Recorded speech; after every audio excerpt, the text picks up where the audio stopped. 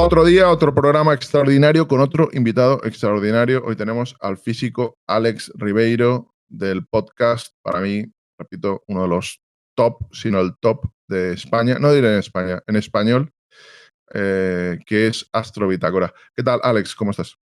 Bien, bien, bien. ¿Qué tal? Pues con muchas ganas de hablar contigo y con muchas ganas de preguntarte algo que siempre me he preguntado desde prácticamente la niñez.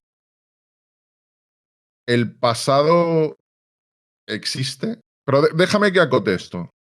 ¿El pasado existe más allá de nuestra memoria? Es decir, que nadie me diga que bueno, es que el pasado no está en nuestra memoria, están las fotografías. No, el pasado existe.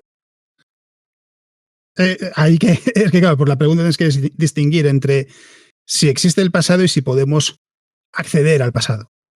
Básicamente es la distinción que es, porque el pasado lo hemos vivido, o sea, tenemos, es lo que dices tú, la memoria de haber vivido el pasado. Y en ese sentido, quizás quien mejor lo describió fue Einstein con la teoría de la relatividad, porque lo que dijo es que el espacio-tiempo está formado por 4 dimensiones. 3 son las dimensiones físicas, las que conocemos de toda la vida, por ejemplo, un diagrama, los ejes X, Y y Z, o arriba, abajo, izquierda, derecha y adelante, detrás. Son los 3 ejes en los que nos podemos mover. Y una 4ª dimensión, que es el tiempo. Y el tiempo, nosotros es verdad que solo percibimos el presente, o sea, siempre estamos anclados en el presente, solo podemos vivir el presente, y no podemos ni revivir el pasado, ni podemos vivir el futuro hasta que se convierta en nuestro presente. Es decir, nos movemos en una dirección concreta en el tiempo, la flecha del tiempo es como se llama. Eso no quiere decir que no sea una dimensión completa. Es decir, en el conjunto del espacio-tiempo, si pudiésemos ver todo el espacio-tiempo, podríamos señalar un lugar y decir este es el momento en el que Einstein publica la teoría de la relatividad general en 1915 en este lugar del espacio-tiempo. Otro en donde cumple 60 años, otro cuando fallece. Y así podríamos detallar toda la vida de una persona de espacio-tiempo. Claro, ¿qué pasa? Cuando pensamos en el presente y en el futuro, porque, claro, si decimos así, es una dimensión completa, y dices, bueno, entonces ya está, el futuro está escrito y ya está todo respondido y no hay mucho más de lo que hablar. El futuro no está definido hasta que se convierte en el presente. Entonces, es algo que está ahí, sí, pero no está definido hasta que se convierte en el presente y queda definido una vez que se convierte en nuestro pasado. Entonces, nosotros no podemos experimentar el tiempo como una dimensión completa, solo vivimos el presente, pero existen tanto el pasado como el presente como el futuro. Podemos viajar al futuro, de hecho estamos viajando constantemente al futuro. Lo hacemos a una velocidad de 1 segundo por segundo. Perdona que pare ahí el partido. Ya me tiempo muerto ahí, como el entrenador. Dices que el futuro no está escrito, aunque podemos, y de hecho creo que todos entendemos que estamos viajando al futuro. Somos seres que están viajando constantemente al futuro. En esta conversación estamos viajando al futuro. La presentación que he hecho ha quedado al pasado y hemos viajado aquí todos al futuro. Pero ¿significa eso que ese futuro está determinado y está ya escrito el hecho de que exista o que vaya a existir? No, es a lo que me refería. O sea, si pudiésemos ver todo el conjunto, el futuro estaría borroso y no se definiría hasta que fuese el presente. Es decir, no sabremos qué pasa hasta que sea el presente. Y una vez que llegue el presente y ya se convierta en pasado, habrá quedado definido. Esa es la forma de percibirlo. Y si tuviéramos todas las leyes de la física, si pudiéramos conectar la cuántica con la relatividad, si tuviéramos todas las variables, si tuviéramos incluso las leyes que aún desconocemos, si supiéramos todas y cada una de las reglas del universo, ¿podríamos determinar lo que va a ocurrir en el futuro? No hay nada que haga. A ver, es que al final es lo que decíamos antes de empezar, que eso ya es salirse de lo que es la física. Y es entrar en metafísica, en realidad, en filosofía. No es algo que se pueda contestar en cuanto a que, por ejemplo, claro, ya partes de la base de hay más leyes de la física que no hemos descubierto todavía. No hay nada que haga pensar que es así. O sea, en realidad las leyes, las fuerzas fundamentales de la naturaleza parece que están bien entendidas. De hecho, una de las grandes campañas, uno de los grandes trabajos que hay ahora mismo en marcha es el de ver si es posible unificar el mundo de lo muy pequeño, que es donde gobiernan el electromagnetismo y la interacción nuclear débil y fuerte, y el mundo de lo muy grande, donde lo que domina es la gravedad. La gravedad es la más débil de las fuerzas. Sin embargo, en el mundo de lo muy grande, en la escala macroscópica, es la más fuerte. Y la relatividad explica muy bien qué pasa con la gravedad, la mecánica cuántica explica muy bien qué pasa con las otras tres, pero es imposible, al menos por ahora, es imposible unificarlas. Eso no quiere decir que haya una fuerza más que no haya sido descubierta, sino simplemente que tenemos dos conjuntos de interacciones que no parece que haya forma de relacionarlas. Claro, ¿eso qué provoca? Que cuando nos encontramos con aplicaciones cuánticas de la relatividad, por ejemplo, que sucede en una singularidad, porque una singularidad al final es un punto pequeñísimo, y hay que tener en cuenta los efectos cuánticos, no hay una respuesta. Lo que quiere decir en realidad es nuestra comprensión del universo, nuestra comprensión de la física llega hasta ese punto. En ese punto no sabemos qué es lo que se puede, o sea, no se sabe, no hay forma de explicar qué es lo que sucede. Y hay quien lo interpreta como una señal de que puede haber nueva física esperando ser descubierta, que sería lo que permita explicar qué pasa, porque las singularidades es verdad que en matemáticas especialmente no son bien recibidas. O sea, no existe un punto infinitamente denso, por ejemplo, como era el universo en el Big Bang, eso es una descripción que se utilizaba mucho antes. Hoy en día se dice que era un punto tremendamente pequeño y con una temperatura muy elevada, ya no se utiliza el infinito, pero así la descripción que se ha utilizado durante mucho tiempo, claro. No encontramos nada que sea infinitamente pequeño en el universo. No encontramos infinitos, aunque pueda ser, por ejemplo, infinito en extensión. No lo podemos ver de todos modos porque está más allá del universo observable, de lo que podemos ver. Y por tanto, en realidad el primer paso, la primera gran tarea es esa, es la de conseguir, si es que es posible, unificar el mundo de lo muy grande y lo muy pequeño, una teoría del todo, es como se le llama. Y en ese sentido las cosas tampoco están muy claras. En cuanto a que Stephen Hawking, por ejemplo, pasó mucho tiempo intentando unificar ambos mundos y en la recta final de su vida llegó a decir que a lo mejor es que en realidad hay que aceptar que no se puede, que realmente no es posible unificarlas y que, por tanto, el poder saber qué pasa en la singularidad de un agujero negro a lo mejor nunca tiene respuesta. O sea que por eso digo, es una pregunta que o sea, es un poco como aprender a sumar y según aprendes a sumar, decir, no, quiero hacer raíces cuadradas. Bueno, habrá que ir con calma para ver si podemos llegar a ese punto. Me parece muy interesante. Aquí me encantaría que estuviera el matemático, filósofo e informático Abel Losada, que considero que es un genio. Y recuerdo el programa que grabamos con él sobre la nada, qué es la nada. Y él decía, para las matemáticas, el número infinito y el número cero son cosas que estamos en el límite de lo que podemos comprender. A veces el cero y el infinito están en el límite. Pero me ha parecido muy interesante todo lo que has dicho. Pero claro, me surge una pregunta obvia. Y aquí ya vamos a volver al bocata de jamón y queso. Porque vamos a ir a lo clásico, ¿no? Lo siento, pero es así. Porque cuando surge este tema, es lo lógico. Toda la teoría que estamos explicando, que estoy planteándole a Alex, es una teoría filosófico-física. Se meten los físicos, los filósofos a discutir en ella. Se llama la teoría del universo bloque. Básicamente lo que significa es que, lo que quieren decir, que es que el universo es como, imaginad un bloque, y lo que hace el presente es empezar a iluminar y mostrar. Entonces va mostrando más. Nos muestra más, el futuro no existe, pero la línea del presente y lo que ya ha iluminado sí que existen. Pero entonces yo me plantearía, y ahí es donde conecto con el bocata de jamón y queso o el bocata de calamares. Perdón por ello, pero es así. Si el pasado existe, podemos viajar a él, podemos movernos hacia atrás, porque hemos dicho que estamos moviéndonos hacia adelante.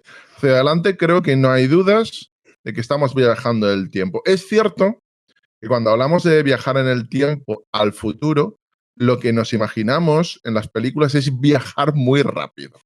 Viajar muy rápido y estar en un segundo en el siglo XXVII. Es lo que nos imaginamos. Pero es una cuestión de velocidad, no es una cuestión de que no lo estemos haciendo. Pero viajar al pasado, que es otra de las grandes películas, historias, novelas, diría cosmovisión, ciencia ficción, pero que también se ha centrado parte de la física en tratar, bueno, los agujeros de gusano, no me voy a meter en todo ello. ¿Tú crees que podemos viajar al pasado? Sí, con matices. Sí, con matices. Podemos viajar al pasado y ver la construcción de las pirámides, por ejemplo, o la extinción de los dinosaurios. En principio no. Digo en principio, porque la relatividad lo que dice, en esencia, el gran problema es la velocidad de la luz. La velocidad de la luz es absoluta. O sea, no se puede superar la velocidad de la luz en el vacío, no puedes ni siquiera igualarla. Si tienes masa, cuanto más te acerques a la velocidad de la luz, más difícil es seguir acelerando. Entonces, la progresión es tal que para llegar a la velocidad de la luz, si tienes masa, necesitas energía infinita. Por tanto, no puedes llegar a la velocidad de luz. Te puedes acercar al 99,99, todos los 9 que quieras poner, pero nunca podrás llegar al 100%. Eso es lo que permite poder viajar al futuro y poder ya no viajar al siglo XXVII, sino al año 3.000 millones, si te apetece. El problema es cómo viajar al pasado. ¿Cómo se podría viajar al pasado? Es enviando... sería... Puede sonar extraño, pero en realidad es un concepto que no es tan descabellado como parece. La velocidad de la luz es la velocidad de la información. Esa velocidad a la que viaja la información. Si consigues mandar una señal antes de que llegue la información, o la causa, o el efecto antes de que llegue la causa, estás viajando en el pasado. Estás viajando en la dirección. A ver, perdón, porque quiero aquí parar de nuevo el juego. Nunca lo había escuchado expresado así y me parece una simplicidad. ¿Sabéis aquello que dicen que la simplicidad es belleza y la belleza es verdad, ¿no? La velocidad de la luz es la velocidad de la información, con lo cual si viajas antes, llegas antes de la información, antes de que haya ocurrido. ¿Quieres decir que si pudiéramos, imaginemos, no estoy diciendo que esto se pueda hacer, imaginemos que se consigue hackear de alguna forma las reglas del universo? O imaginemos que conseguimos enviar algo que no tiene masa a una velocidad superior de la luz. ¿Eso significaría que en lugar de acelerar e ir al futuro, estaría yendo hacia el pasado? ¿Está llegando antes de la información? Sí, es la forma de interpretarlo. Sí. O sea, si puedes viajar más rápido que a velocidad de luz, puedes viajar al pasado. El problema es ni siquiera se puede viajar a la velocidad de la luz.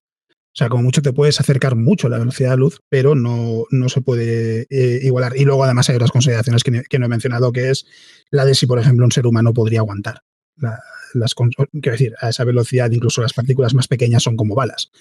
La radiación, una nave, no está claro ni siquiera si una nave se podría construir una nave que pudiese aguantar esas condiciones. Había un estudio de principios del siglo XXI, no recuerdo si fue ya por 2005 o 2004, una cosa así, que un grupo de físicos, de hecho creo que eran dos físicos, no era, o sea, que no fue un trabajo de muchas personas, determinaban que seguramente, como mucho, el ser humano podría viajar y sobrevivir al 50% de velocidad de la luz.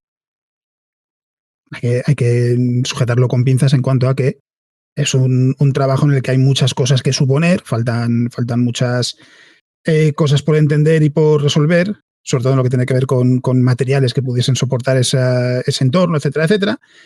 Pero quiere decir que estaríamos muy lejos del 99%.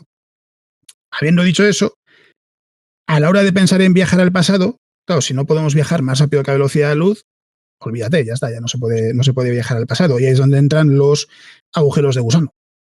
La posibilidad de que haya un túnel en el espacio-tiempo, porque como hemos dicho que está compuesto por cuatro dimensiones, que lo que haga sea unir dos lugares que estén muy separados entre sí. De hecho, la distancia es verdad que desde el punto de vista de la física puede ser un agujero de gusano de unos pocos metros o de millones de años luz. miles de millones de años luz, incluso que conecte con otros universos directamente.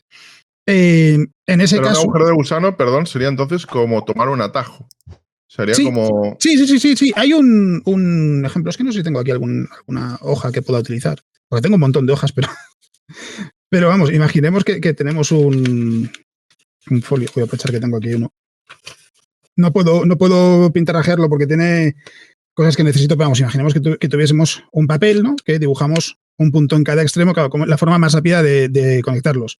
Una línea que vaya de un punto a otro. En realidad, si doblas el papel y pones esos dos puntos uno sobre otro, la forma más rápida es atravesar el papel. Un agujero de gusano es básicamente eso. Es el equivalente en el espacio-tiempo a doblar el papel y atravesar el papel en vez de trazar una línea recta. De esa manera sí que se podría viajar al pasado, porque estás viajando a ese lugar más rápido de lo que lo hace la velocidad de la luz, sin tener que viajar la velocidad de la luz, pero hay una restricción que es no puedes viajar a un momento anterior a la creación del agujero de gusano. Esto se puede extender y hacerlo más familiar con una máquina del tiempo.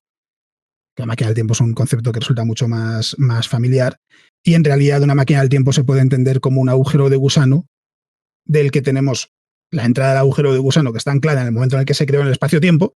Ese sistema de coordenadas que te decía de en este punto, en este momento, es cuando se crea la entrada, y la salida es la que se puede desplazar, pero siempre por delante de esa entrada. Nunca puede ir hacia el pasado. Entonces, como mucho, sí podrías viajar hasta el momento en el que se creó la máquina del tiempo, pero no puedes viajar más atrás. Entonces, si en algún lugar se inventó una máquina del tiempo cuando se extinguieron los dinosaurios, a lo mejor de alguna manera podríamos llegar a verlo, pero en la Tierra, desde luego, no había capacidad alguna de inventar una máquina del tiempo en aquella época, así que no podríamos viajar a ver eso.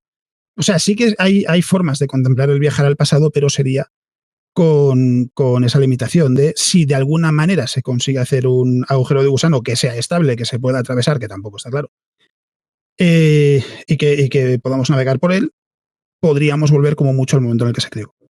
Pero más allá de eso no se podría volver a un punto en el pasado arbitrariamente lejano. Bueno, hay otro tema que a mí me absolutamente fascina, que es las otras dimensiones, el multiverso, el multiuniverso, las teorías de los mundos paralelos, las supercuerdas, la historia de Hugh Everett, en fin, todo eso ya simplemente la vida de Hugh Everett es una cosa increíble. Os recomiendo el documental de su hijo, el cantante de los Hills. Os recomiendo la canción No Kind for the Soul, por cierto, donde va a hablar con físicos y matemáticos para que le expliquen, porque él no sabía que su padre había sido un físico extraordinario. El padre dejó el mundo académico y acabó trabajando en el Pentágono, intentando modelizar el riesgo nuclear entre la Unión Soviética y Estados Unidos, que por cierto, luego su prima acabó estrellándose, era azafata de uno de los aviones del 11, de los atentados del 11S, y acabó chocando, iba en el avión que chocó contra el Pentágono, y él decía, mira, Qué sádico. me pregunto si acabó chocando contra la oficina de mi padre. Pero son cosas realmente increíbles. Dicho eso, tienes un episodio relacionado con vida en otros universos. Vida en... ¿Podríamos calificarlo de otras dimensiones, como dice No. Techmark? No. ¿O no? No. Una dimensión es eso, es una dimensión. El universo es otra cosa. O sea, el universo está compuesto, ya hemos dicho, en nuestro caso, de 3 dimensiones físicas y una dimensión temporal. ¿Podría haber más dimensiones? ¿Podría haber una cuarta dimensión, por ejemplo? Sí, pero no la podemos experimentar porque estamos limitados a 3 dimensiones. Del mismo modo que en realidad no podemos imaginar las 2 dimensiones. O sea, podemos creer que sí, pero en realidad no podemos porque perdemos una dimensión y, a ver, lo que dibujamos en una superficie de un papel sí está en 2 dimensiones, pero siempre tenemos que imaginar que tiene un grosor. O sea, aunque no queramos, estamos imaginando esa tercera dimensión. Entonces, hay formas de intentar entender cómo sería un objeto en 4 dimensiones físicas. Por ejemplo, la proyección de un cubo O sea, la progresión de un cuadrado en 2 dimensiones se convierte en un cubo en 3 cuando lo proyectamos hacia la tercera dimensión, que en este caso sería la altura, y el cubo tiene un equivalente en 4 dimensiones. Claro, no podemos ver un tesseracto, es como se le llama, al objeto, al equivalente del cubo en 4 dimensiones, pero sí se puede ver su sombra. Del mismo modo que tú no puedes enseñar en 2 dimensiones cómo es un cubo, pero sí puedes enseñar la sombra, que es lo que haces cuando dibujas un cubo en un papel. Estás dibujando la traducción, entre comillas, de un cubo en 2 dimensiones. Y el tesseracto, en 3 dimensiones, a lo mejor lo has visto alguna vez, es un cubo dentro de otro cubo que está unido por está conectado por todas sus esquinas. Claro, estamos perdiéndonos información y en realidad, si pudiésemos verlo en 4 dimensiones, todos los ángulos serían de 90 grados entre sí, pero como no es el caso, no lo podemos ver así. Lo que se hace es eso, es intentar aproximarlo por medio de cómo sería la sombra en 3 dimensiones de ese tipo de objetos. Entonces, puede haber muchas dimensiones y ser solo un universo. De hecho, hay cosas como la teoría de cuerdas donde lo que se plantea es que el universo podría tener, en algunos modelos si no me falla la memoria, 12, 13, 14 dimensiones, cosas así. Claro, ¿dónde están esas dimensiones? Si no las podemos percibir, serían dimensiones más pequeñas que la nuestra, podrían estar enrolladas sobre sí mismas, o sea, son cosas extrañísimas. Entonces, eso por un lado, luego por otro está el hecho de si podría haber otros universos, que es un poco la pregunta del millón. Es un poco la pregunta Claro, del millón. perdón que te interrumpa, pero TechMark, que tiene un libro interesantísimo, habla de habla de los diferentes grados de multiversos, ¿no? Habla de multiversos que están separados entre sí como oasis en un desierto y que la distancia es mayor de lo que nunca, porque el espacio, corrígeme si me equivoco, se desplaza a mayor velocidad que la luz, con lo cual tú nunca vas a poder llegar al otro universo. Es decir, son islas dentro de nuestro universo, pero al que no podemos acceder, con lo cual él lo califica como un multiverso. Luego él, estoy tirando de memoria, habla de multiversos que tengan otro tipo de leyes físicas, con lo cual diría que, bueno, en ese caso quizá ahí no hay vida, porque la vida no tiene por qué ser posible en cualquiera de los casos. De hecho, lo muy probable es que sea en una parte muy pequeña de ellos. Pero estos multiversos como Oasis o multiversos como diferentes dimensiones podrían ser. Habla de millones y luego habla también de los multiversos de Hugh Everett, de la teoría de los mundos paralelos, donde lo que parece que viene a decir Everett es que todas las posibles posibilidades que acaban ocurriendo. Tú eres un fan de los videojuegos como yo. Seguro que habrás jugado juegos de estrategia. A mí Sí. me recuerda mucho a Everett jugar al Age of Empires o Age of Mythology o al Civilization, y que su teoría nos viene a decir que todas las posibilidades, decisiones de cualquier partida, todas se juegan. Todas las partidas con los millones de posibilidades se juegan. Eso lo califica cada una de esas decisiones distintas como un universo distinto. Y luego habla de un cuarto, que ahí sí que evidentemente te deja el trasero oblicuo, por no decir otra expresión bastante más soez, el universo matemático, en el que las matemáticas existen, no son una idea. Es aquello casi, como diría, casi platónico, como diría el gran Abel Losada, que es matemático, dice, es que nosotros, los matemáticos, somos muy platónicos. Las matemáticas no se descubren, las matemáticas existen. Perdón, no se inventan, existen. Entonces, ¿esto tú lo calificarías como lugares en los que podríamos encontrar vida? Por ejemplo, en cualquiera de estos tipos de universos, ya fueran oasis, fueran el mismo universo que se ha bifurcado según la teoría de Everett. Es decir, ¿habría alguna forma de encontrar vida en esos otros universos o no? El primer paso sería demostrar que existen. Y hay que decir que hay la posibilidad de que haya islas en nuestro propio universo donde pueda haber vida, en realidad hay que entender que el universo, entre otras cosas, tiene la característica de que es igual en todas las direcciones. Es decir, las leyes de la naturaleza funcionan, exactamente igual en el entorno de la Tierra como a 3.000 millones de años luz, 6.000, etcétera. Es decir, incluso en esos lugares que no podemos ver, lo que nos encontraríamos lo mismo que podemos ver en el universo observable. Porque el universo observable es todo aquello que podemos ver, que en realidad eso sí que es... ahí sí que está la Tierra en el centro del universo observable, es desde la Tierra, todo aquello que podemos ver porque su luz, desde el Big Bang, ha tenido tiempo de alcanzarnos. Hay más universo que está tan lejos de nosotros que su luz, las galaxias, etcétera, que lo componen, no han tenido tiempo de que su luz nos haya llegado a alcanzar. Entonces, en el universo observable bajo esa definición, el universo observable que vemos desde la Tierra o desde la Vía Láctea será muy parecido al de Andrómeda, porque estamos a 2,5 millones de años luz y en la escala del conjunto del universo es una diferencia pequeñísima. Estamos hablando de el universo observable tiene un diámetro de unos 90.000 millones de años luz, que es más alto que la edad del universo, a pesar de que nada puede viajar más rápido que la velocidad de la luz porque la expansión porque está en expansión y esa expansión está acelerando.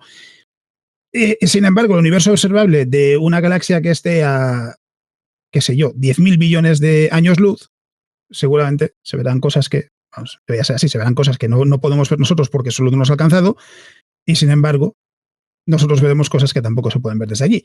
Entonces, si te alejas lo suficiente, lo que tienes es un universo observable completamente diferente a lo que vemos desde aquí en cuanto a lo que puedes ver, pero no en cuanto a lo que contiene. Habrá galaxias, habrá estrellas, habrá planetas, etcétera, etcétera. ¿Qué pasa? Que el problema es, una vez que estás tan lejos como para que la velocidad de la luz sea insuficiente para transmitir información, está desconectado de ese lugar, de ese otro lugar. Lo que quiere decir es, y además lo que se dice, los eventos, no es posible para una región del universo influir en otra. Deja de afectarle los eventos de esa región porque están desconectadas, porque no hay forma de transmitir esa información entre ambas. Entonces, claro, la pregunta es, ¿puede haber vida más allá del universo observable? Sí, puede haberla. ¿Podemos verla? No. ¿La veremos a algún momento? No, porque la expansión del universo, como además está acelerando, hace que, en realidad, a medida que va envejeciendo el universo, veamos cada vez, durante un tiempo se verá algo más de universo observable que lo que vemos ahora, pero con el paso del tiempo, como las galaxias se alejan más rápido de nosotros, dejaremos de verlas. Así que eso no sé, podría verlas sí, pero da igual porque no podemos interactuar con ellos. No podemos estudiarlos, no podemos hacer nada con ellos.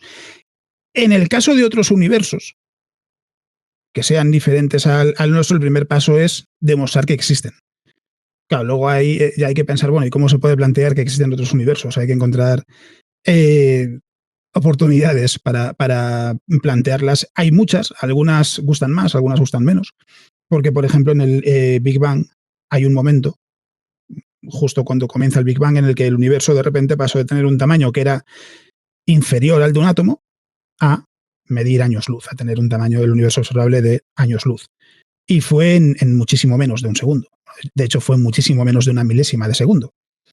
A eso se le llama la era inflacionaria, es el periodo de inflación. Entonces, lo que se dice es que ese periodo de inflación estuvo alimentado por algo que se llama el campo de inflatón.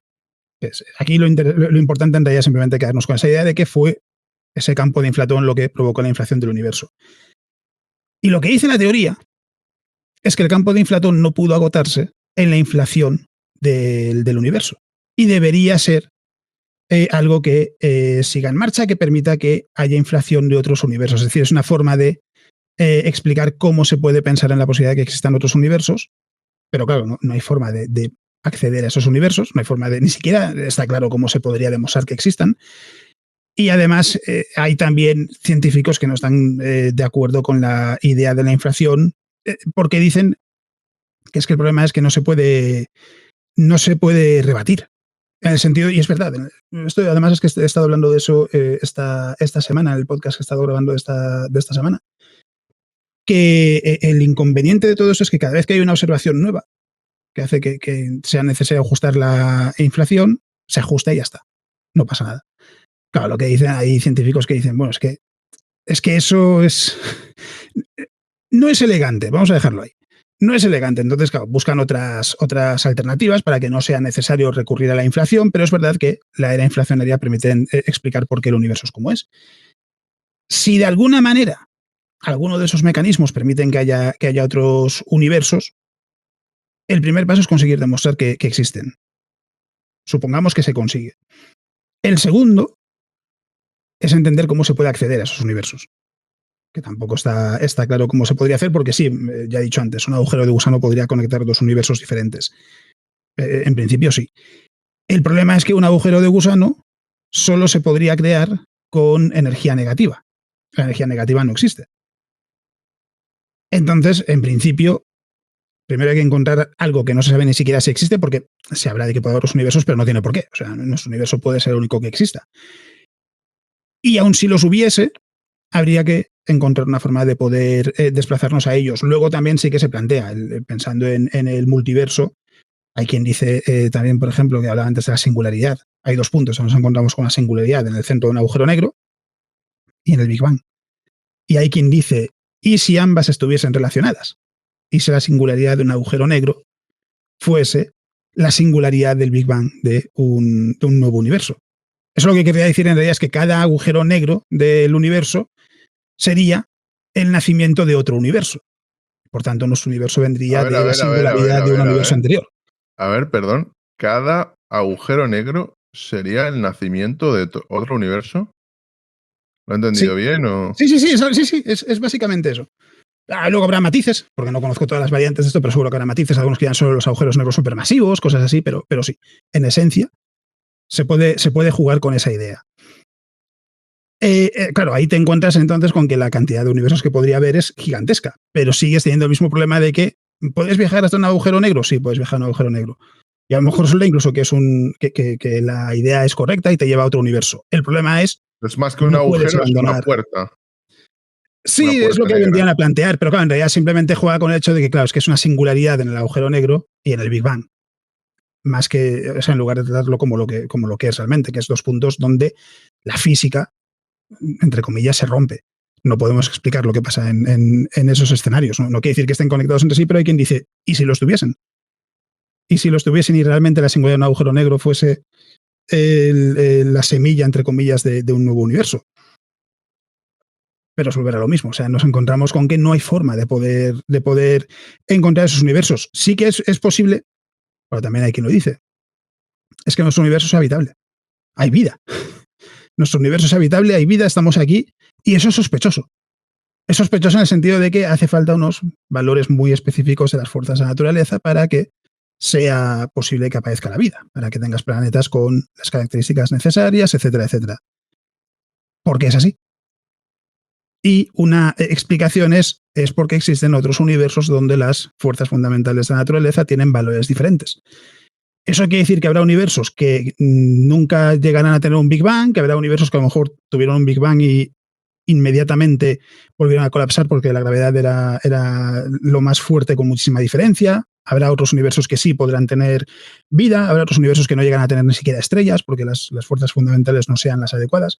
O sea, los valores no sean los adecuados para que pueda aparecer. Es decir, hay muchos escenarios que se pueden plantear para pensar en la idea de que haya universos, y sí, algunos sean habitables, otros no sean habitables, pero hay que pensar que en realidad cuando se habla de ese tipo de cosas, claro, hoy en día, ya digo, es que no hay ninguna prueba, o sea, se ha intentado plantear alguna, pero no hay ninguna forma de comprobar si podría haber otros universos. Por ejemplo, hace unos años Roger Penrose publicó un trabajo que era el de la cosmología cíclica conforme, que es básicamente lo que viene a decir que el universo pasa por una serie de Big Bang y Big Crunch constante. Es decir, comenzamos con el Big Bang, el Big Crunch es simplemente que llega un momento en la historia del universo donde todo vuelve a contraerse hasta ser una singularidad, pasa una cantidad de X de tiempo y vuelve al Big Bang y así sucesivamente.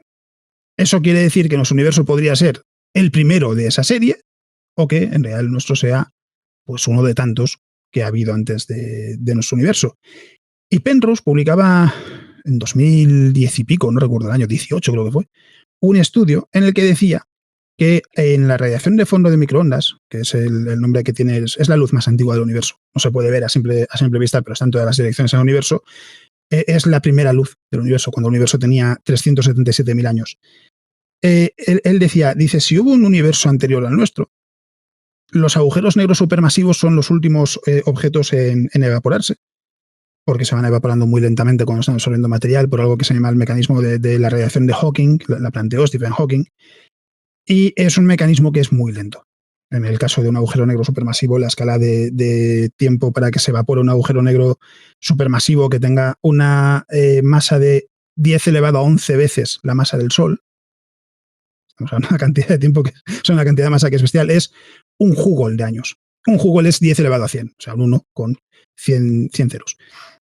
Y decía Penrose, dice, es posible que los últimos agujeros negros supermasivos en evaporarse de aquel universo aparezcan en la radiación de fondo de microondas en los datos como una especie de anillos de Hawking le llamaban, que serían puntos inicialmente, pero con la expansión del universo, como nosotros lo vemos 13.800 millones de años después, debían aparecer como pequeños anillos. Y la sorpresa, entre comillas, será que sí, que efectivamente hay lugares en la radiación de fondo de microondas donde se puede ver anillos. ¿Qué pasa? Que la precisión de los datos, la calidad de los datos que se tiene de la radiación de fondo de microondas con la tecnología que tenemos hoy en día, no permite descartar que simplemente sean defectos en la toma de datos o en las imágenes. De hecho, esa es la explicación más plausible. Pero quiero decir, ha habido algún intento.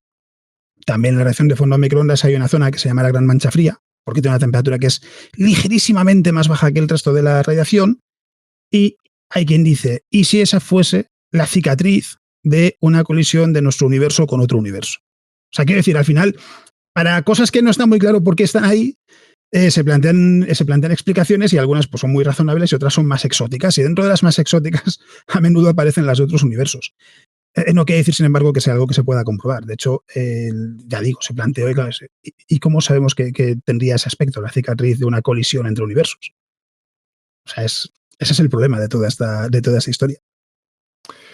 Bueno, me está pareciendo fascinante todo lo que estás contando, pero voy a bajarme ahí la pelota con el pecho, la voy a bajar al suelo. Vamos a ir a hacer tiki-taka, estilo selección española 2008-2012. Porque en lugar de ir a un multiuniverso, vamos al patio de nuestra casa, pero que no sea particular. La estrella más cercana es Alpha Centauri. Próxima Centauri. Próxima Centauri, perdón. Sí, el sistema es Alpha Centauri. Sí, la estrella más cercana es Próxima Centauri. Evidentemente, antes de buscar vida en otros universos, lo lógico es buscar vida en la estrella más cercana. ¿Qué está haciendo el hombre para buscar vida en la estrella que tenemos en el patio trasero?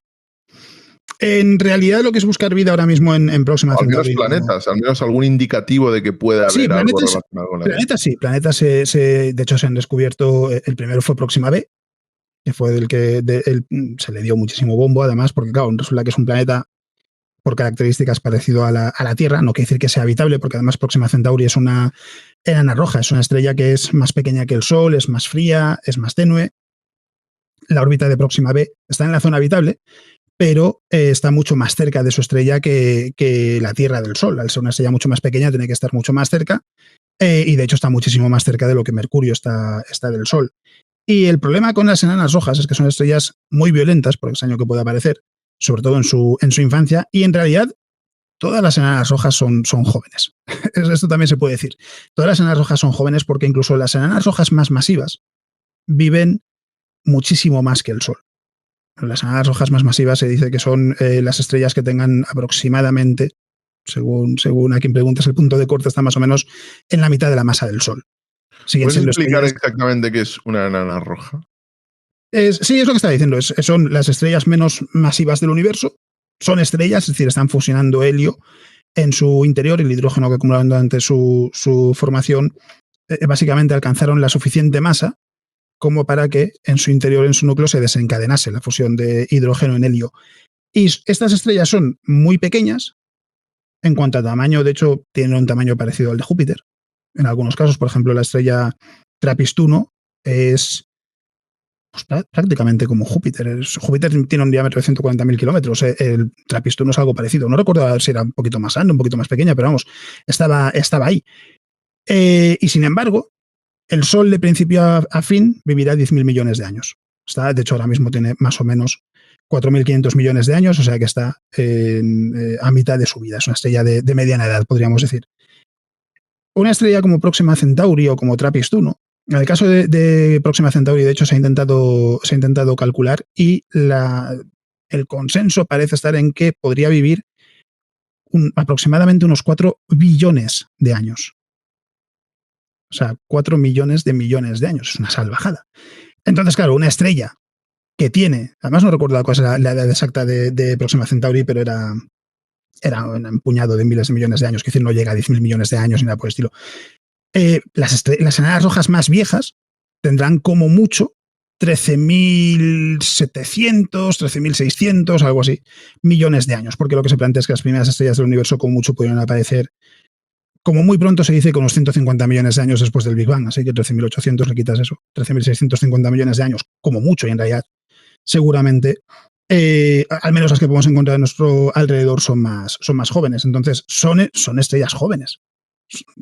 Teniendo en cuenta que van a vivir billones de años, siguen siendo estrellas jóvenes y son tremendamente violentas en algunos casos. En el caso de Próxima Centauri es así, hasta el punto de que, ahora que se está estudiando mucho, hace poco tiempo, no sé si fue hace 2 años, o me falla la memoria, una cosa así, se observó una llamarada por parte de Próxima Centauri tan potente, era mucho más potente que las que se han observado del Sol, que si hubiese vida en Próxima B, en ese momento fue aniquilada. No está claro ni siquiera que un planeta del tipo de Próxima B, un planeta rocoso a esa distancia de una estrella como Próxima Centauri, sea capaz de retener una atmósfera. Si no puede retener una atmósfera, muy difícil que pueda retener agua en su superficie. Entonces, ahora mismo la gran batalla, por decirlo así, está en intentar determinar cómo son esos planetas. Hasta ahora, lo que se está haciendo muy bien es descubrir exoplanetas, especialmente en torno a enanas rojas, porque es más fácil ver la caída de brillo. Lo que se utiliza es un método que se llama el método de tránsito, que es, tú observas una estrella y mides su brillo. Entonces, si de repente se produce una caída de brillo, es porque algo ha pasado por delante de la estrella, ha bloqueado parte de su luz. Si esa caída de brillo es regular, es porque es algo que está pasando constantemente por delante de la estrella. Y en función de cómo sea esa caída de brillo, puedes determinar qué es lo que lo provoca. En función de lo pronunciado que sea, puedes determinar el tamaño, etc. Y estamos todavía en gran parte en esa fase. En la fase D se encuentran esas señales, se entiende que son planetas, algunos pues son planetas rocosos parecidos a la Tierra, algo más masivos que la Tierra, otros son gigantes gaseosos, incluso más masivos que Júpiter. Y el siguiente paso, que es lo importante en toda esa historia, es conseguir caracterizar los planetas. Es decir, saber cómo son. ¿Tienen atmósfera? ¿Cómo es la atmósfera? ¿Qué temperatura tienen en su superficie? ¿Qué composición tiene la atmósfera? Ese tipo de cosas. Hasta ahora sí que se había conseguido caracterizar gigantes gaseosos, con más o menos éxito, pero se había conseguido. Pero claro, gigantes gaseosos no son planetas donde pueda aparecer la vida tal y como la conocemos. Y con los planetas rocosos, ahora es cuando, con el telescopio James Webb, ya está empezando a existir la posibilidad de poder caracterizarlos. De hecho, el telescopio James Webb se está utilizando para estudiar el sistema de TRAPPIST-1, que es una enana roja que está a poquito menos de 40 años luz, que no es tan cercano como Próxima Centauri, desde luego, pero es suficientemente cercano como para que James Webb lo pueda estudiar. Y el gran paso ahora mismo es ese, en realidad, es caracterizar esos exoplanetas rocosos que se están descubriendo, es entender cómo son, hasta qué punto se parecen a la Tierra, hasta qué punto se parecen a Venus, por ejemplo, o incluso a Marte. Y una vez que se llegue a ese punto es cuando se puede empezar a pensar en la posibilidad de que puedan tener vida. Hay cosas que sí que se sabe qué aspecto debería tener, por ejemplo, en el espectro infrarrojo, porque las enanas rojas, la pega que tienen es que una enana amarilla como el Sol, la mayor parte de su luz la emite en el espectro visible. Es el que vemos nosotros en nuestro día a día. Las enanas rojas, la mayor parte de su luz la emiten en espectro infrarrojo. Eso lo que quiere decir es que si pudiésemos estar en la superficie de Próxima B, en realidad lo que veríamos es algo parecido al amanecer aquí en la Tierra. Las primeras etapas del amanecer, no cuando ya es de día, no, cuando está empezando a clarear. Sería algo así. Se puede determinar qué aspecto tendría en infrarrojo, por ejemplo, la vegetación en torno a una estrella, a una enana roja, o sea, en el planeta, en la zona habitable de una enana roja. Y se puede intentar encontrar esa señal al analizar el espectro de luz de una estrella cuando el planeta pasa por delante. pero de momento no se tiene esa precisión. Con James Webb a lo mejor sí que puede que se tenga en algún caso, no es algo que, si te digo la verdad, no he oído de ningún estudio donde se plantee que se pueda hacer ese tipo de detección, pero nos estamos acercando a ese punto de sí poder analizar planetas, primero para entender cómo son y segundo para a lo mejor como mínimo tener la duda de que podría haber vida. Afirmarlo va a ser mucho más difícil, porque claro, hay muchos falsos positivos. O sea, por ejemplo, el metano se puede obtener por procesos biológicos. En la Tierra, uno de los grandes contribuidores de metano es la vida animal, concretamente las vacas, por ejemplo. Pero también se puede obtener de forma geológica. Entonces, claro, si es de forma geológica, la vida no participa. Y hay que entender cuál es el origen de ese metano. Así que es algo que no pasará de la noche a la mañana, el que de repente se diga, hemos encontrado vida. No, la película será, hemos encontrado un planeta donde hay muchas señales que nos hacen pensar que podría haber vida. Ya cuáles son las que nos permiten decir si sí o si no, está por ver. O sea, será algo que llevará tiempo. Llevará tiempo, pero se puede. Y en el caso de Próxima Centauri estamos en ese paso. Estamos en el punto de que todavía se están descubriendo exoplanetas, porque se ha descubierto Próxima B, se ha descubierto Próxima D. Está en duda si Próxima C podría existir. No está del todo claro. Y el siguiente paso es estudiarlo. Lo interesante de Próxima Centauri es que hay otros proyectos para estudiar lo que es Próxima Centauri y Alpha Centauri, porque Próxima Centauri forma parte del sistema de Alpha Centauri, es un sistema triple. Y Alpha Centauri A y B, son dos estrellas que son mucho más parecidas al Sol. El problema que tiene es que están muy cerca entre sí. Tardan aproximadamente 88 años en orbitarse la una a la otra. Y es muy difícil encontrar planetas en esas condiciones, porque claro, tienes dos estrellas que están muy pegadas desde el punto de vista de la Tierra. Son prácticamente un punto de luz. Entonces hay que esperar a momentos en los que están en la máxima separación entre ambas para ver si ahí consigues encontrar algún planeta alrededor de alguna de las dos estrellas, porque a pesar de que están muy cerca entre sí, a pesar de que son un sistema binario que tiene a Próxima Centauri a su alrededor, podrían tener planetas en su zona habitable, en sus respectivas zonas habitables, y claro, estamos hablando de estrellas muy parecidas a las enanas amarillas, como el Sol.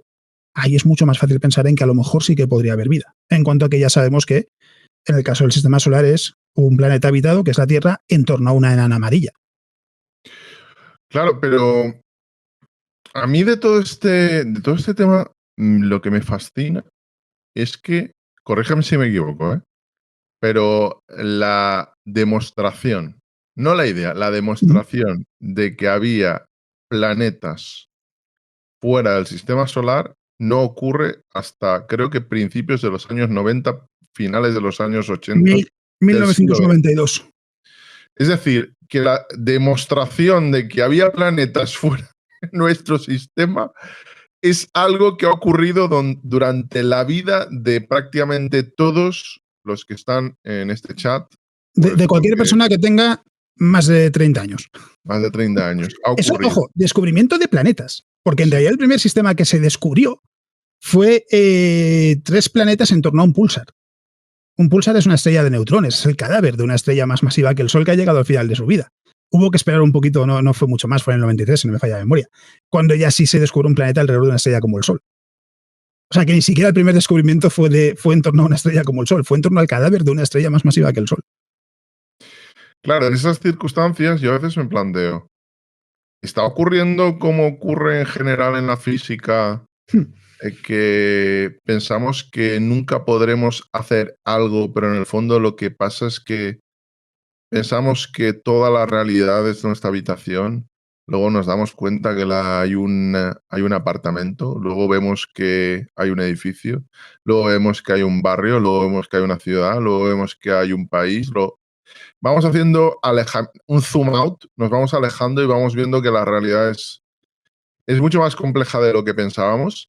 Entonces, desde el punto de vista práctico, supongo que la manera de comprobar si esa complejidad se manifiesta en algo tangible, no en meramente una elucubración en base a pruebas indirectas que podamos hacer desde un telescopio, esa comprobación directa sería con una sonda. ¿Qué nos puedes decir del envío de estos proyectos que a mí me fascinan? Envíos de sondas prácticamente de gramos de peso Sí. para llegar allí tras años de viaje. ¿Cómo Sí, podría ser un proyecto para enviar una sonda? de hecho, hay varias cosas en ese sentido que se pueden comentar, porque me habías dicho también que con esto de Alpha Centauri específicamente llama la atención Tollyman, que es una misión que tiene que ver con Alpha Centauri A y B. Es un telescopio, lo que se va a hacer es construir un telescopio, además no muy caro, sobre todo en comparación con cosas como el telescopio de James Webb, que ha costado un dineral. Para aprovechando esa máxima separación entre Alpha Centauri A y B que se está dando ahora en estos años, intentar encontrar exoplanetas en torno a Alpha Centauri A y B, a esas dos estrellas, porque en torno a Próxima Centauri ya se sabe de varios. En torno a Alpha Centauri A y B hay dos posibilidades para encontrar planetas. Esto pasa con cualquier sistema binario. Puedes tener un planeta alrededor de una de las dos estrellas, es decir, imagínate el Sol con una estrella compañera y el Sol tiene un montón de planetas y ahora la estrella está sola. Eso podría pasar. O puedes tener un planeta que orbite en torno a las dos estrellas. Es un planeta circumbinario, como se llama. Entonces, en el caso con Tollyman, lo que se quiere es intentar ver si alguna de las dos estrellas tiene planetas en su zona habitable. Y se quiere aprovechar eso. Por un lado, el que, claro, con los años tenemos mejor tecnología, y por otro, que es que ahora mismo sí es un buen momento para observar Alpha Centauri A y B específicamente porque están desde nuestra perspectiva en la Tierra en el punto de máxima distancia entre sí. A lo mejor se termina descubriendo algo. Y luego está lo que dices tú, la forma directa es enviar naves. El inconveniente es que incluso Próxima Centauri, que es la estrella más cercana a 4,24 años luz, claro, 4,24 años luz, 4 años viajando a la velocidad de luz, un poquito más de 4 años. No me voy a meter ahora en la relatividad, en cómo se pasa el tiempo, porque ya es volvernos locos. Y para este caso en realidad tampoco es importante. Claro, ya hemos dicho, no podemos viajar a la velocidad de luz. La cantidad de energía necesaria incluso para llegar a la velocidad de la luz es descomunal. Cuanto más grande sea además la nave en cuestión, es todavía peor. Y lo que se plantea es eso, es decir, vale, ¿por qué no utilizamos, aprovechando además que en los últimos 50 años ya, 60, una cosa así, la tecnología de miniaturización es cada vez mejor? Y que lo que antes era un ordenador que ocupaba una sala, ahora no es que lo tengas en la palma de tu mano, es que lo que tienes en la palma de tu mano es 1.000.000 de veces más potente, que 1.000.000 de veces ya hoy en día, muchísimo más, ¿no? Es infinitamente más potente que lo que se tenía en aquella época. ¿Por qué no aprovechamos todo eso? Y hacemos una oblea de 1 gramo, de hecho es el peso que se menciona en el proyecto Breakthrough Starshot. Y ahí ponemos una cámara, una antena para comunicarse con el sistema solar, etcétera, etcétera. Y mandamos esto a explorar Próxima Centauri. ¿Por qué? Porque al ser tan pequeño se podría impulsar con un haz láser que aceleraría una vela solar. Una vela solar es literalmente lo que dice el nombre, o sea, es una vela en el espacio para aprovechar la presión, se llama presión de radiación del Sol. Es básicamente la presión ejercida por la propia luz del Sol. Y en este caso, en vez de utilizar el Sol, utilizamos un haz láser para acelerar estas naves al 20% de la velocidad de la luz y así llegamos a Próxima Centauri en 20 años. Porque con las tecnologías de propulsión habituales, las que tenemos hoy en día, estamos hablando de un viaje de como mínimo miles de años. Así que no sirve. Siempre se dice en el mundo científico que no es buena idea embarcarse en una misión, en un proyecto que no puedas llevar tú a su final. Que ya también se está empezando a plantear bueno, a lo mejor hay que empezar a pensar en proyectos multigeneracionales. O sea, algo que empieces tú y que termine. Catedral. Sí, algo que empieces tú y que termine y ya, a lo mejor ya ni tu hijo, sino tu nieto, cosas así. Pero en el caso de Breakthrough Starship, lo interesante es que, claro, 20 años es mucho tiempo, sí, pero ya estamos hablando de que sí que es algo que se puede llevar a cabo en la vida de un investigador. El problema, al 20% de la velocidad de la luz, entrar en órbita de Alpha Centauri o de Próxima Centauri, dificilísimo, no podríamos porque vamos demasiado rápido, pero sí puedes sobrevolarlo. Entonces, si en vez de una nave mandas miles, que además siendo pequeñas naves que se podrían construir con relativa facilidad, no es una locura, aprovechas miles de naves para ir centrándote en diferentes aspectos del sistema a medida que las primeras naves te van enviando la información de qué es lo que has visto. En realidad lo habrá que planear de antemano, en cuanto a que si tú lanzas, yo qué sé, 3.000 sondas con 7 meses de diferencia, la información va a tardar 4 años en llegarte, así que vas a tener que jugar un poco a intuir dónde podría estar la información que necesitas. Pero es verdad que se podría. De hecho, se está planteando. También hay planteamientos de cómo se podría intentar hacer algo parecido, pero con el añadido de entrar en órbita del sistema de Alpha Centauri Ahí el tiempo de viaje es 40 años, si no recuerdo mal. O sea, está lejos. El inconveniente de todo esto es que se está trabajando en ello. Esto es parte de algo que se llama Breakthrough Initiatives, que fue es una empresa en realidad hoy en día, pero en su momento contó con el apoyo de Stephen Hawking incluso, y en el que hay diferentes proyectos. Uno diría que es el más popular ahora mismo, el más conocido es Breakthrough Listen, que lo que intenta es detectar señales de posibles civilizaciones extraterrestres en la Vía Láctea. Cada uno de ellos tiene un presupuesto de $100 millones aproximadamente. Y está cada uno trabajando en lo suyo. En el caso de Breakthrough Listen están ya funcionando, están utilizando diferentes telescopios, están buscando también formas vale, cómo podemos buscar posibles señales de civilizaciones sin quitarle el tiempo a estos telescopios para aquello para lo que fueron construidos originalmente. Por ejemplo, para estudiar galaxias, cosas así. Y ellos están trabajando ya desde hace unos años. De hecho, han publicado bases de datos de observaciones que han realizado. Breakthrough Starshot está mucho más verde. Está mucho más verde, entre otras cosas, porque no está claro siquiera cómo gestionar todo lo relativo al haz láser. O sea, estamos hablando sigue siendo mucha energía, sigue siendo mucha potencia. Entonces es algo que todavía se plantea que podría tener lugar dentro de unas décadas. Y además así, o sea, en términos difusos, no en plan, no, en la década de 2030, no, en unas décadas. Puede ser en 2040, en 2060, en 2030. No parece que vaya a ser en 2030, desde luego, pero todavía no tiene una fecha concreta en el horizonte. Pero sí es verdad que sería una forma de poder explorar el sistema de Alpha Centauri, y de hecho si funcionase ya no solo Alpha Centauri, sino de otras estrellas cercanas. Permíteme que me salga un poco de aquello que habíamos hablado sobre el programa, de lo que íbamos a tratar, porque además te has embarcado en ello en uno de tus episodios del podcast de Astrobitácora. Y además que es un tema que tratamos con Iván Agullo, el universo a gran escala. Sí. Y lo digo por algo muy concreto. Aquí lo voy a conectar con la paradoja de Fermi, que tiene diferentes posibles resoluciones. La paradoja de Fermi, viene a decir, perdón por la simplificación, porque siempre se pierde precisión, que si hay tantos planetas, hay tantas estrellas, hay tanto de todo, debería haber mucha vida en el exterior, fuera de nuestro sistema. Si eso es así, porque no hemos podido entrar en contacto. Entonces, a mí me gustaría que nos explicaras, para entender esta paradoja, cómo es el universo a gran escala. ¿Estamos en un tamaño medio?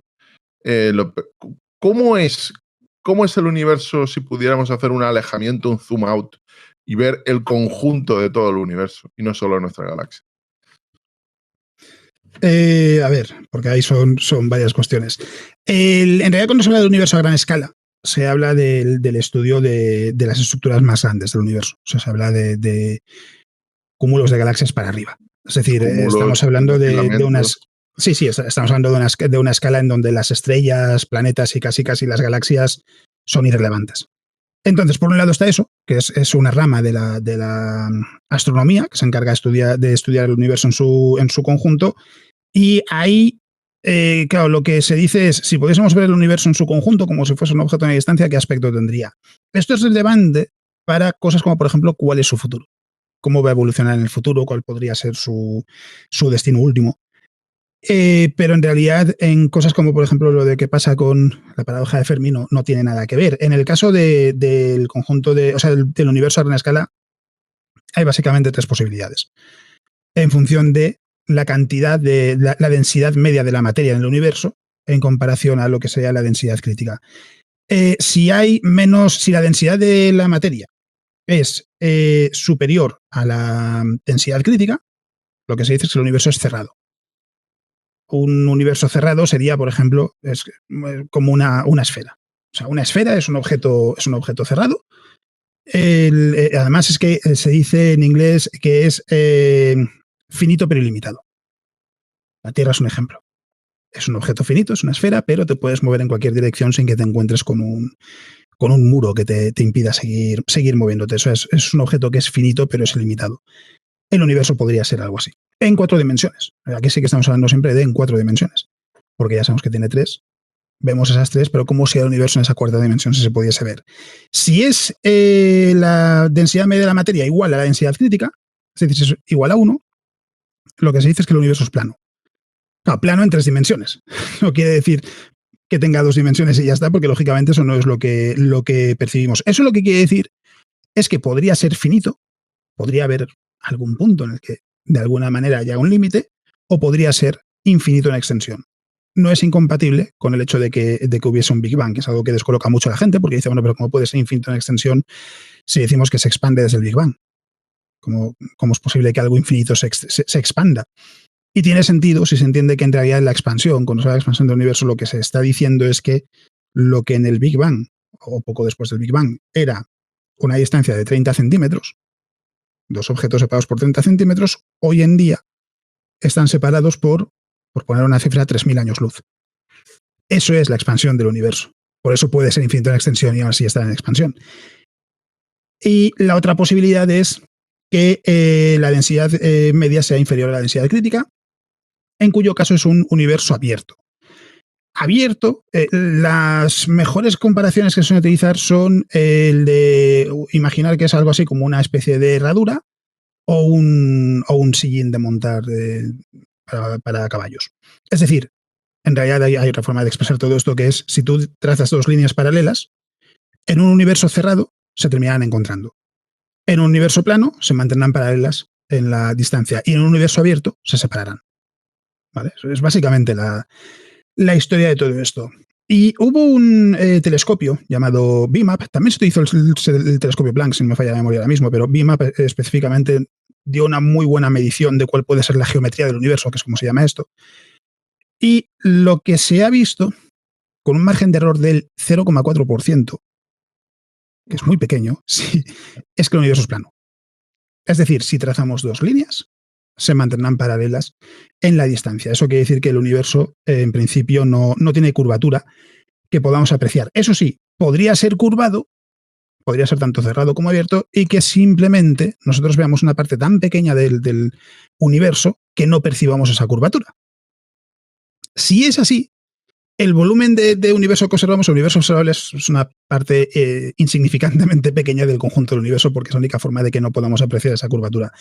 Y esto, a su vez, se extiende a que si el universo es plano, y si fuese abierto también se ve sujeto básicamente a las mismas posibilidades, el destino último del universo es seguramente el de la muerte térmica, que simplemente hay que llegar a un momento en el que el universo dejará de ser habitable. Dejará de cambiar también, pero eso ya es tirar mucho del hilo. O sea, en realidad lo interesante en esta conversación es eso. Se congelaría, se apagaría, básicamente.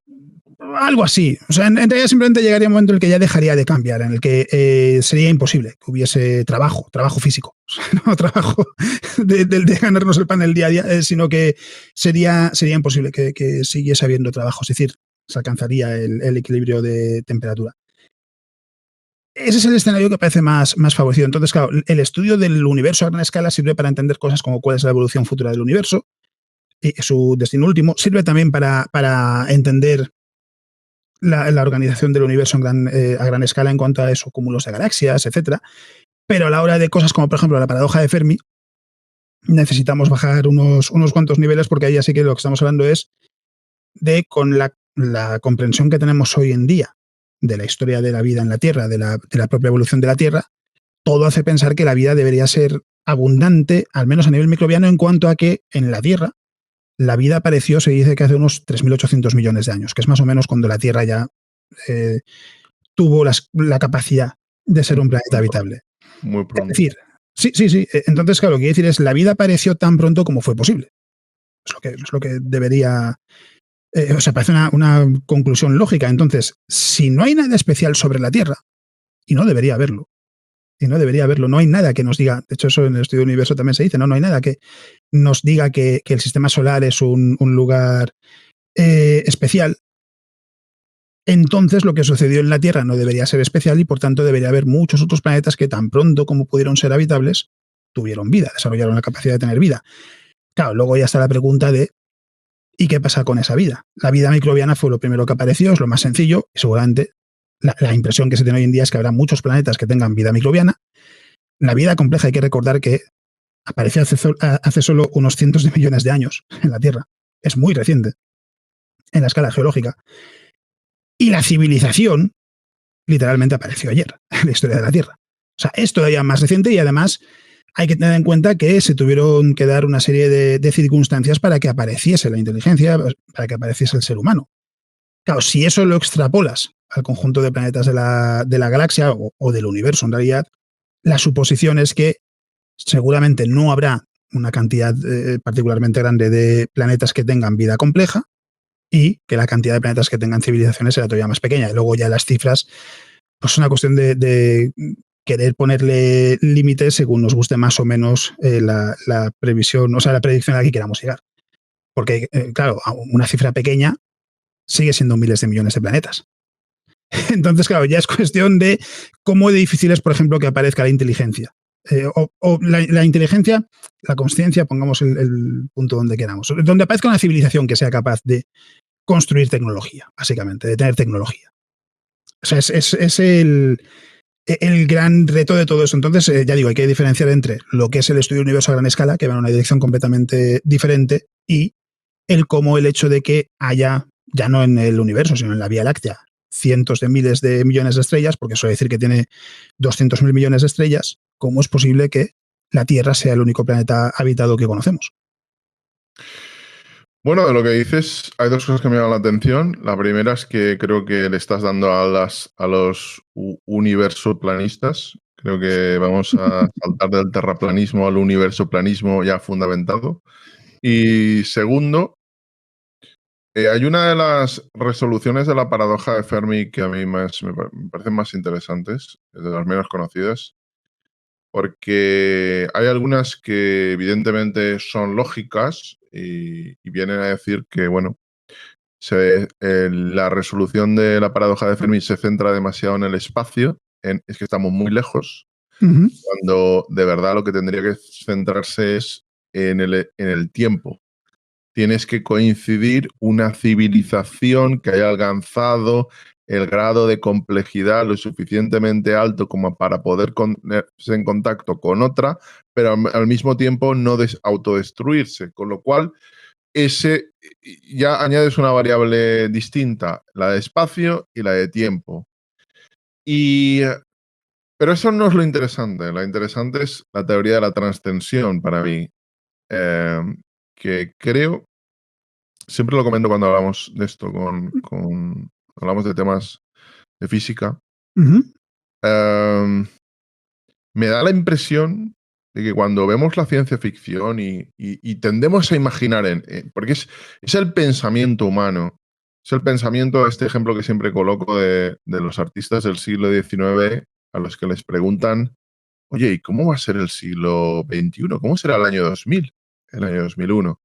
En 1809 dibujaban el año 2001, el año 2000, y lo imaginaban pues como una variación de 1899 con ropajes del siglo XIX, pero haciendo algo muy concreto que pareciera pues maravilloso, que pareciera que le daba un toque, digamos, steampunk. Por ejemplo, se veía en estos artistas imaginar un futuro en el que los carteros, en el año 2000, enviarían sus cartas con jetpacks buscando a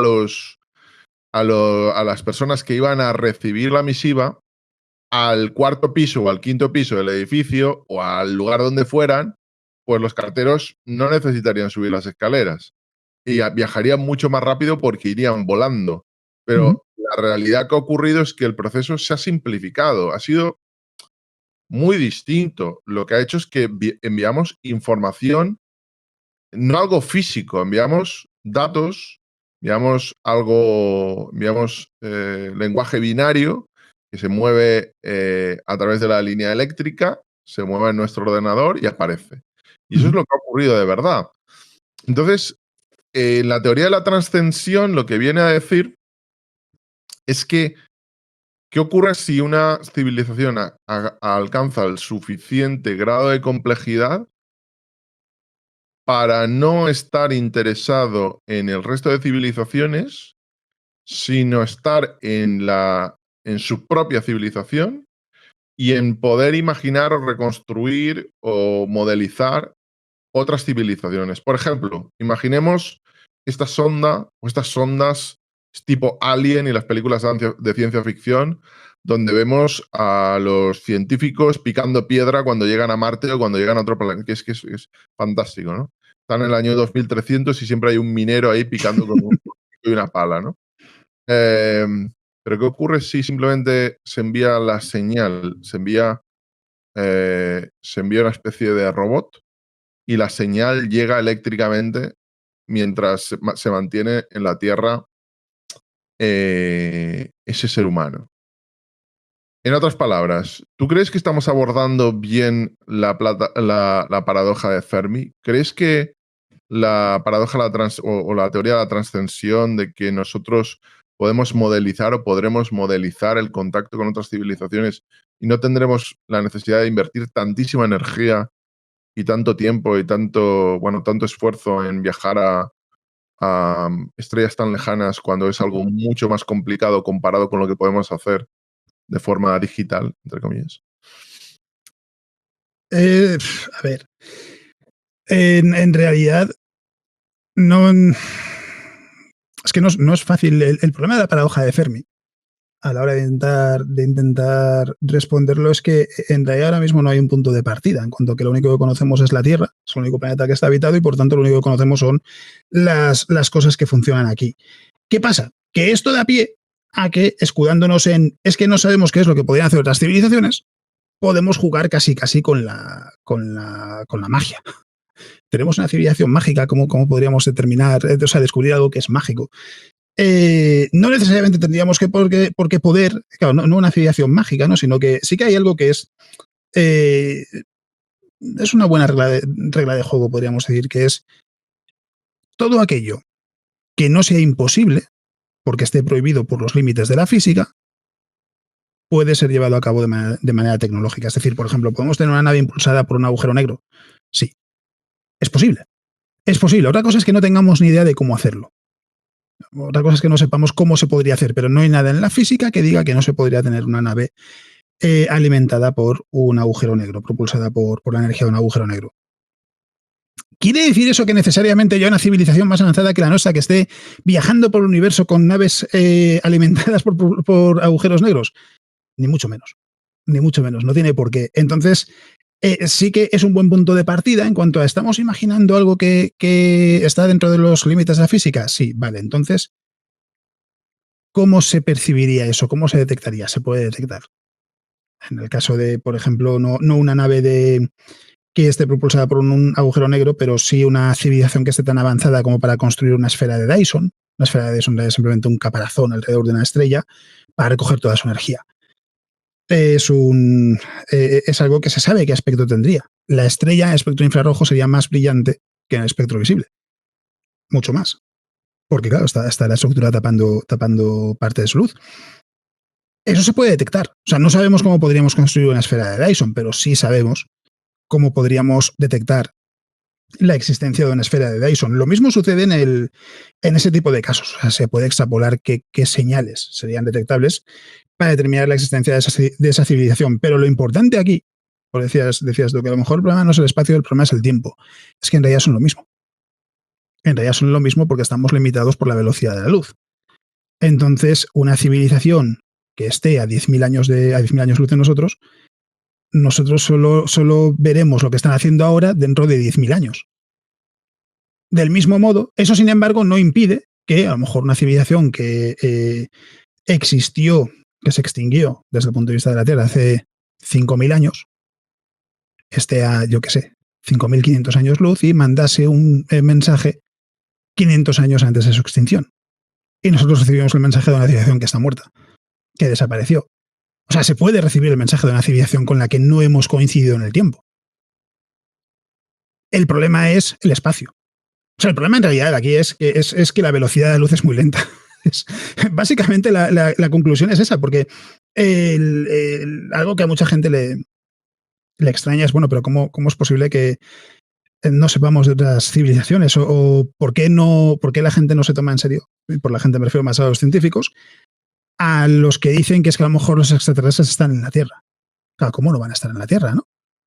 Está habitada, estamos nosotros, ¿cómo no van a venir a vernos? Y eso nos lleva de vuelta a la velocidad de la luz, porque, ya he dicho, es la velocidad de información, es la velocidad a la que viajan las ondas de radio. Las primeras ondas de radio que se emitieron desde la Tierra, la más célebre por lo menos, fue la primera emisión que abandonó la Tierra, fue el discurso de inauguración de los Juegos Olímpicos de Berlín en 1936 de Hitler. Y claro, la gente siempre dice, es que vaya carta de presentación. Yo siempre digo lo mismo, los alienígenas, si es que existen, no hablan alemán, así que no hay que preocuparse. Pero de todos modos, para dificultar todo esto, está el hecho de que una señal, a medida que se aleja de su fuente, pierde intensidad. Concretamente, pierde es el cuadrado de la distancia. O sea, decae al cuadrado de distancia. Es decir, cuanto más se aleja, más rápidamente pierde intensidad. ¿Qué quiere decir? Que llega a un punto en el que esa señal tiene una intensidad tan baja que es indescifrable, es indetectable respecto al ruido de fondo del universo. Así que ya tenemos como punto de partida que tiene que ser una señal suficientemente potente como para que a una distancia muy grande sea perceptible, sea distinguible del ruido de fondo del universo, y además que haya pasado el tiempo suficiente como para que tú puedas recibirla. En el caso de, por utilizar ese punto de partida, en 1966, estamos en 2023, así que 97 años. Perdón, 87. 2023-2036. 87 años.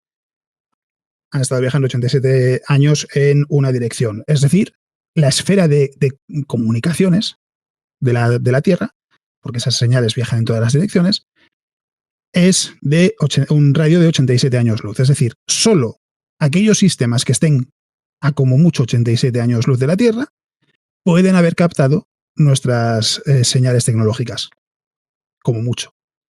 La Vía Láctea mide 120.000 años luz y 87 años luz no es nada. En la escala astronómica no es nada. Entonces, claro, ¿cuál es la posibilidad de que haya civilizaciones en 87 años luz en la redonda? Es pequeña. Es pequeña más que nada porque es que si lo hubiese, por una simple cuestión de números, tendría que haber tantas civilizaciones que seguramente ya las habríamos encontrado. Así que, claro, imaginemos que la civilización más cercana está a 5.000 años luz. Va a pasar mucho tiempo hasta que sepan de nosotros. No solo eso, es que además la inmensa mayoría de las señales que estamos emitiendo ni siquiera van a ser distinguibles a, no sé si a 5.000 años luz, 10.000, ya dependerá de cada señal. Hay otras que no, hay otras que sí que se han enviado no necesariamente con la intención de que fuesen captadas por civilizaciones, a pesar de que se ha podido vender así en algún momento, sino a lo mejor como una demostración tecnológica. Pasó con el mensaje de Arecibo, que es el más conocido seguramente. En los años 70 se envió un mensaje en la dirección del cúmulo de Hércules, que es un cúmulo de estrellas, un cúmulo globular. Está a 25.000 años luz, si no recuerdo mal, y en realidad el motivo por el que se mandó no es porque se espere que haya civilizaciones en el cúmulo de Hércules. De hecho, ni siquiera está claro que un cúmulo globular donde las estrellas están muy cerca entre sí, mucho más cerca que Próxima Centauri del Sol, pueda haber condiciones para que un planeta pueda ser habitable. Era en realidad para demostrar la capacidad del observatorio de Arecibo, que acaba de ser mejorado. Era para demostrar hasta dónde podía llegar. Claro, luego y así de paso, oye, pues en su camino resulta que nos encontramos con una civilización que descifra el mensaje y demás, pues fantástico. Pero lo que se buscaba en realidad era más una demostración tecnológica, no tanto el intentar contactar con una civilización, porque además es que, claro, ¿dónde podrían estar? O sea, ¿por qué el cúmulo de Hércules? ¿Por qué no cualquier otro lugar más allá de que el cúmulo de Hércules es una agrupación de estrellas inmensa?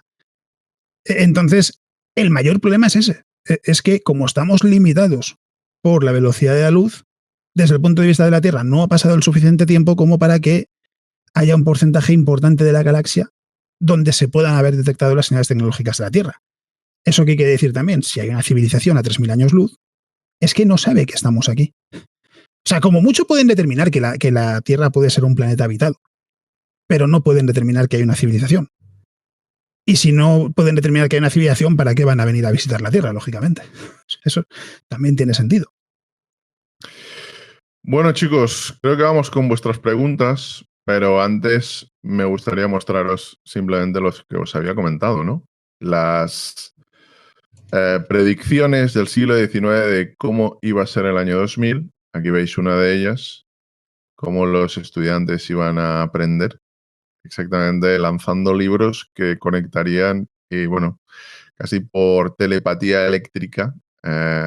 Fijaos cómo están vistiendo, cómo esa máquina steampunk movida con uno de los alumnos que estaría...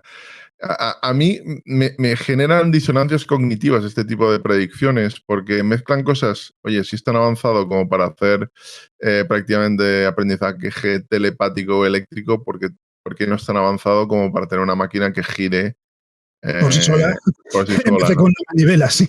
Sí, Sí. sí, tengas que tener una manivela. O si eres tan avanzado para tener un cartero que va con un pequeño avión o va con un jetpack para darle la carta al tipo, se supone que a lo mejor ya no hace falta ni siquiera la carta en papel, claro, como es lo que ha acabado ocurriendo. Es más complejo el sistema, aunque parezca más simple. De hecho, hemos ido a simplicidad, que es la simplicidad aparente de que estemos en el lugar en el que estemos, podamos recibir en nuestro smartphone una comunicación. Recordaos que estamos con Alex Ribeiro, de uno de los mejores podcasts de física. Bueno, diría que probablemente es un podcast imprescindible, sino probablemente. Astro Bitácora. Recomiendo que lo busquéis en iVoox. Astro Bitácora.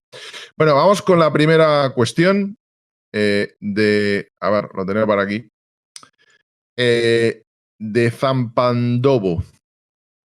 Pregunta para el invitado. ¿Podría ser factible una civilización extraterrestre que hubiera prescindido del elemento material para su existencia y forma? Esto es muy interesante.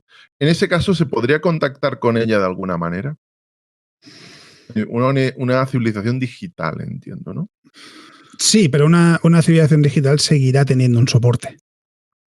O sea, sí que es verdad, hay una corriente que es la del transhumanismo, ¿no? Que es básicamente la de cómo Sí. integrar biología y tecnología, básicamente, ¿no? De cómo ser unos cyborgs. O sea, seguiría habiendo un soporte, tiene que haber un soporte. Hay porque además que de esto escribí en un libro que se llama Más allá de las estrellas, que está centrado en la búsqueda de vida extraterrestre, especialmente en la búsqueda de vida extraterrestre inteligente, porque en realidad desde finales de los años 90 está bastante vilipendiada, podríamos decir, a raíz de cosas como el caso Roswell, cuando se destapa que, pues lo que decían todos, ¿no? que aquello era un montaje, estaba claro, pero encima un estudiante reconoce la autoría de todo aquello, y tantos casos que ha habido de supuestos contactos con extraterrestres que han sido simplemente historias inventadas con mayor o menor grado de trabajo. Claro, ¿qué pasa? Desde entonces, lo que es la búsqueda de vida extraterrestre inteligente se ha considerado en ciertos sentidos un atajo de locos, o sea, algo que hace un atajo de locos. Entonces, en el libro lo que cuento es estudios que parecen completamente descabellados y sin embargo permiten establecer límites de hasta qué punto puedes tirar de imaginación para plantear civilizaciones más o menos imposibles. Y por otro lado también búsquedas mucho más cabales que están llevando a cabo hoy en día para intentar detectar la existencia de civilizaciones. Y dentro de los estudios absurdos, hay un ejemplo que es de hace unos años, además, donde un grupo de investigadores lo que planteaba es qué pasaría si hubiese una civilización que es mucho más avanzada que la nuestra, muchísimo más avanzada que la nuestra, que en algún momento de su existencia pasa de ser seres de carne y hueso a vivir, o sea, suben sus mentes a la red, básicamente, y han conseguido comunicar, compartir toda la información que se puede obtener no recuerdo si en su cúmulo de galaxias, pero vamos, básicamente que ya nos quedaba más información que obtener. Es decir, todo el conocimiento que podían adquirir, todo lo que decía hasta el principio, o sea, todo lo que pudiesen aprender ya lo habían aprendido.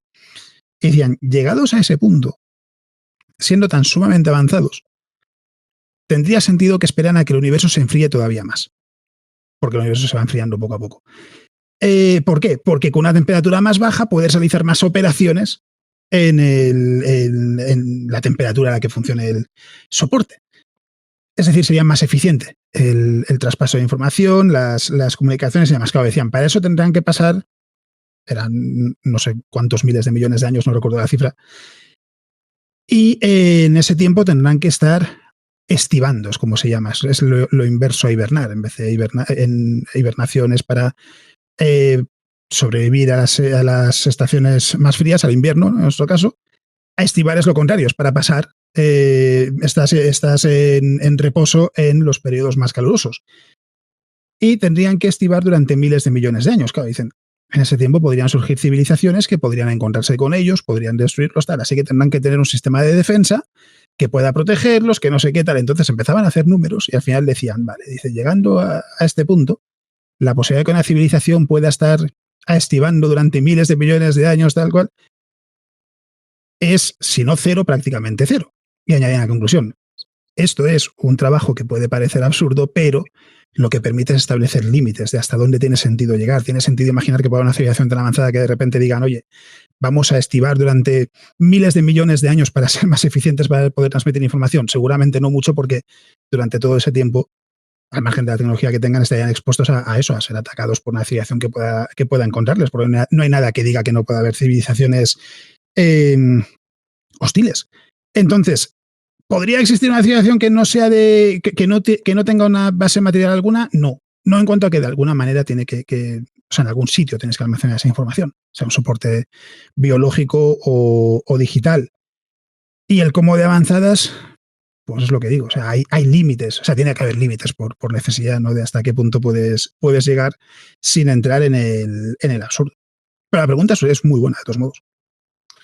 Roskins te plantea, si el universo es finito, ¿qué hay fuera del universo? Y bueno, yo añadiría, el hecho de que sea infinito no implica que no haya nada fuera de ese universo infinito, aunque parezca una contradicción. Podría haber muchos universos infinitos, además, no todos los infinitos tienen el mismo tamaño. El infinito de vasos es un finito más pequeño que el infinito de vasos rotos, por así decirlo. ¿Qué hay fuera del universo? Es un problema de intentar aplicar nuestro día a día a algo que no vive nuestro día a día. Que hay fuera del universo no hay nada. No tiene por qué haber nada. No tiene por qué haber nada. Claro, el problema que tenemos nosotros es que siempre imaginamos que tiene que haber algo más grande, porque es como vivimos en nuestro día a día.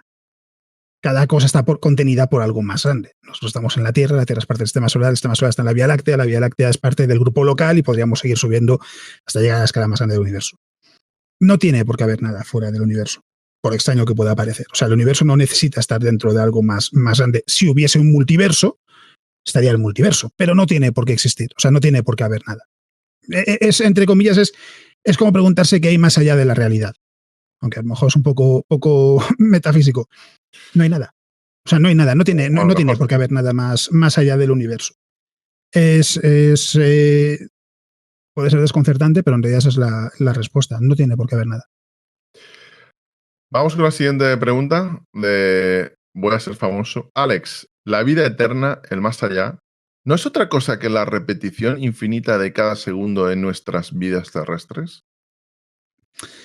No, porque la vida eterna no hay nada que nos muestre que existe la vida eterna. El concepto de vida eterna, de hecho, no tiene sentido en cuanto a que nacemos, vivimos y morimos.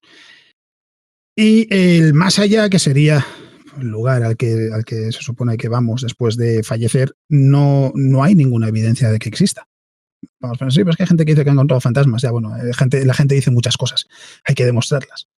Entonces, no, me temo que el concepto de vida eterna no se aplica, porque además hay que pensar en cualquiera de nosotros tenemos una edad X, 30, 40, 50, la edad que sea.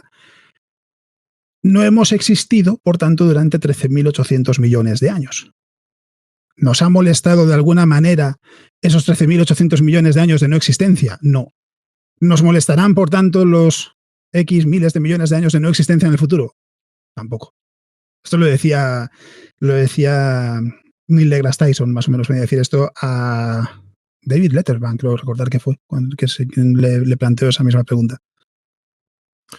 Neil deGrasse Tyson creo que es un tipo extraordinario en cómo puede simplificar conceptos complicados. Es una cosa me fascina. Ufolix te plantea una pregunta. Si podemos enviar un rayo de luz láser para naves con velas, ¿por qué no enviamos información dentro de ese mismo haz de luz sin tener que fabricar ese artilugio, esa nave? No estoy seguro de entender la pregunta en cuanto a que el simple hecho de, o sea, podemos enviar no un rayo láser, sino ondas de radio, eso ya lo hemos hecho. Eso ya Claro, lo es hemos hecho, que pero claro, ya lo está hemos limitado hecho. a la velocidad de la luz. En el caso del haz láser es simplemente el método de propulsión de esas naves. Claro, es que, a ver, es que son cosas distintas. Una cosa es enviar una sonda y otra un mensaje. Y enviar mensajes, ya hemos enviado mensajes. Son Exacto. cuestiones distintas. Vamos con la siguiente pregunta de Jefferson. Alex, ¿es cierto eso que dicen algunos científicos de que los pulpos tienen todas las características para ser considerados seres inteligentes de origen extraterrestre? Yo jamás lo oí eso. Sí, a ver, se dice a veces. No No lo tan había oído. literalmente. No tan literalmente. No es tan literal. Lo que se dice es que sí, no recuerdo cómo se particularidades de la historia de por qué de los pulpos se puede decir eso, pero vamos, en realidad, o sea, por composición, por biología y demás, el origen de los pulpos está bien entendido, o diría yo que está bien entendido, pero en realidad a lo que se refieren y a lo que se suele decir en el mensaje de fondo, básicamente, es que la vida extraterrestre no tiene por qué, o sea, la vida inteligente extraterrestre, por ejemplo, no tiene por qué ser bípeda y ser seres humanos.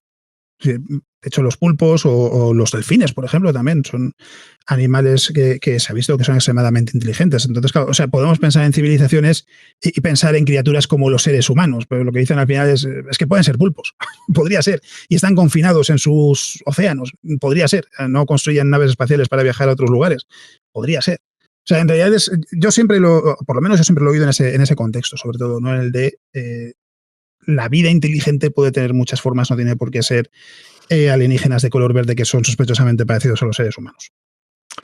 Siguiente pregunta de conocimiento.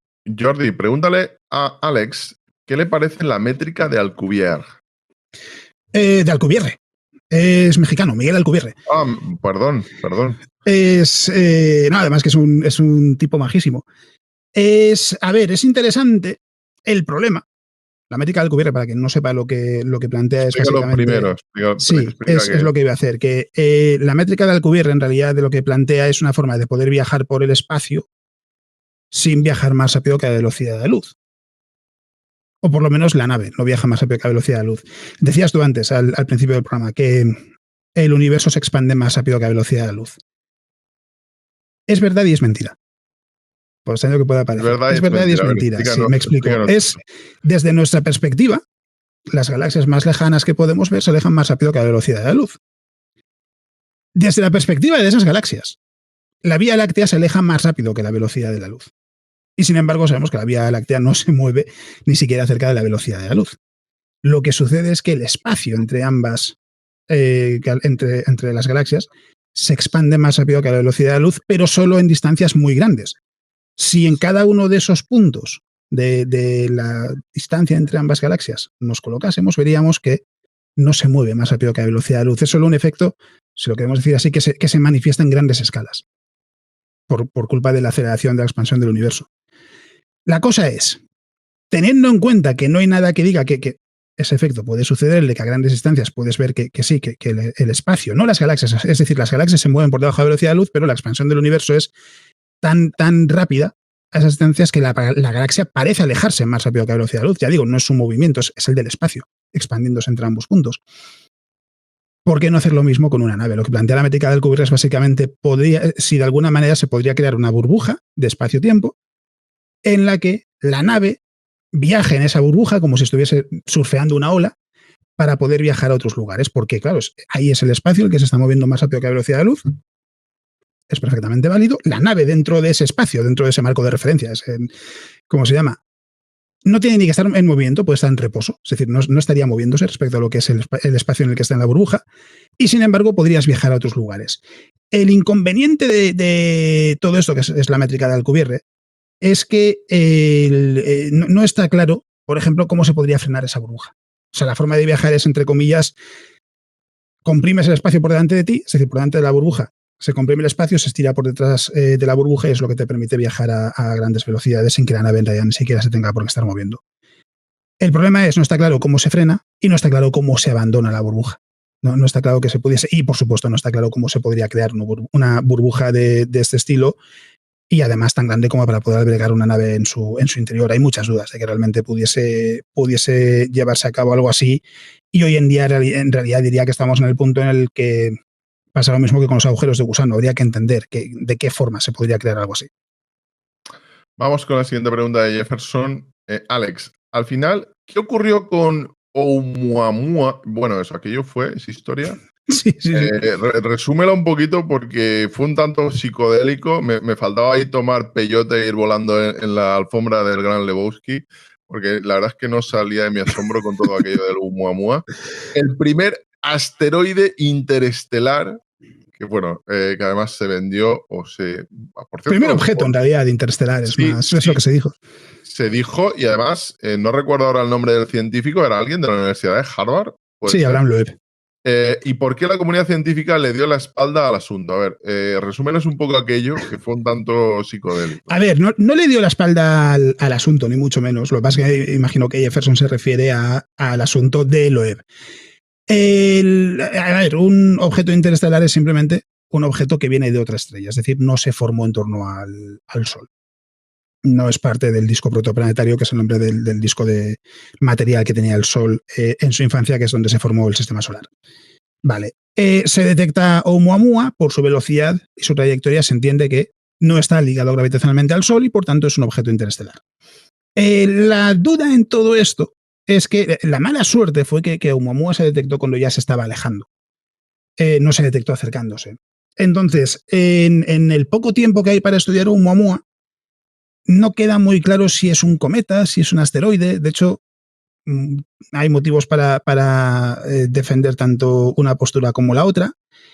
Y además su brillo varía de una manera bastante abrupta. Eso es lo que, al final, lo que lleva a pensar es que es un objeto que es elongado y que está girando de manera más o menos caótica. Por eso el brillo va variando de una manera extrema, no es un brillo estable. De hecho, si es un palillo, en vez de girar sobre el eje, está rotando sobre sí mismo, va moviéndose, no de cualquier manera, pero casi, o sea, es como si fuese dando tumbos.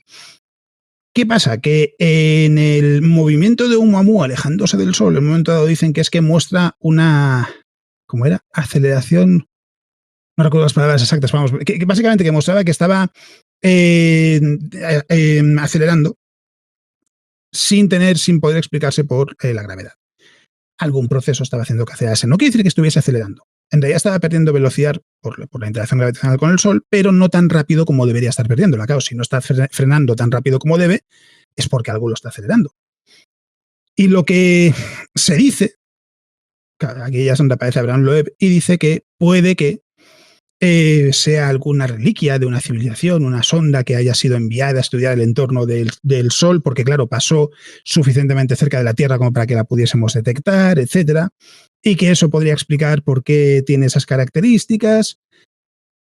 Y sin embargo, el resto de la comunidad científica lo que dice es, a ver, por su espectro, lo que vemos en su espectro, en su luz, es que en principio tiene mucho parecido con los cometas, especialmente. Es verdad que no se ve una cola, que es lo que mostraría un cometa cerca del Sol, no importa dónde venga. No tiene las características típicas de un cometa cerca del Sol, pero es lo que mejor encaja. Y lo que se ha terminado planteando es que seguramente la propia corteza de Oumuamua estaba endurecida e impedía que pudiese escapar una cantidad importante del material de su interior. Pero al final, de una manera u otra, la explicación a la que se llega, el consenso al que se llega es que Oumuamua es, por supuesto, un objeto natural y que esa aceleración fue simplemente motivada por parte de la evaporación de su material, que no era suficiente para que fuese perceptible. Abraham Loeb, sin embargo, se agarra a la idea de que, bueno, es que con los datos en la mano se puede plantear que sea un objeto artificial. Y él dice, es que el problema de todo esto es que, claro, si siempre que nos encontramos con algo decimos que no es un objeto artificial, a lo mejor un día pasa un objeto artificial cerca de la Tierra y lo descartamos porque, claro, ¿cómo va a ser un objeto artificial? Como argumento de andar por casa, vale.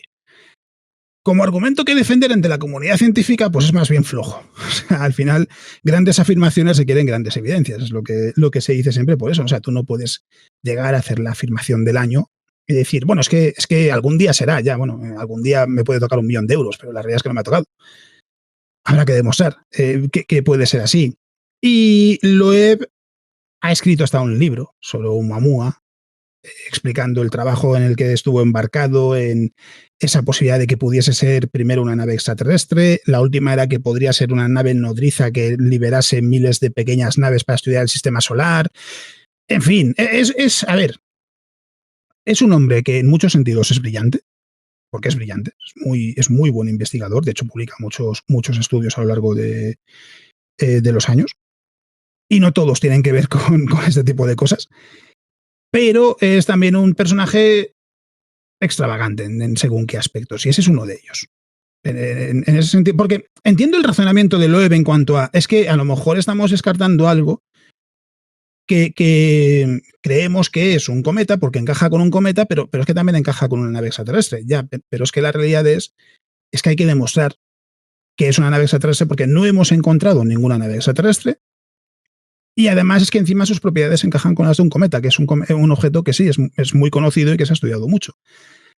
Entonces de Oumuamua se sigue hablando a veces por eso. Ahora mismo, de hecho, Loeb está embarcado más que en Oumuamua, porque ya ha terminado la promoción del libro, en un pequeño asteroide interestelar, y por pequeño quiero decir que era 2 metros, una cosa así de diámetro, pequeñísimo. Se desintegró en la atmósfera de la Tierra, pero hubo parte de ese material, pequeños fragmentos que llegaron a caer en el océano cerca de las costas de Papúa Nueva Guinea.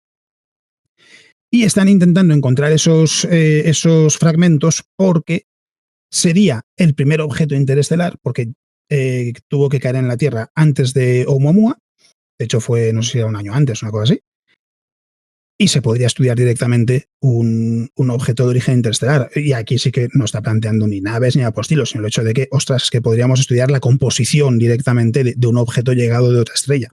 O sea, que quiero decir, no en todo en lo que se embarca es una locura.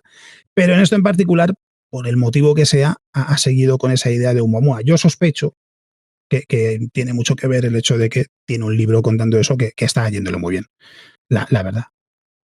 Oscar, siguiente pregunta de Euronacho. ¿Qué tipo de lenguaje podría ser más universal de cara a comunicarse con una civilización extraterrestre?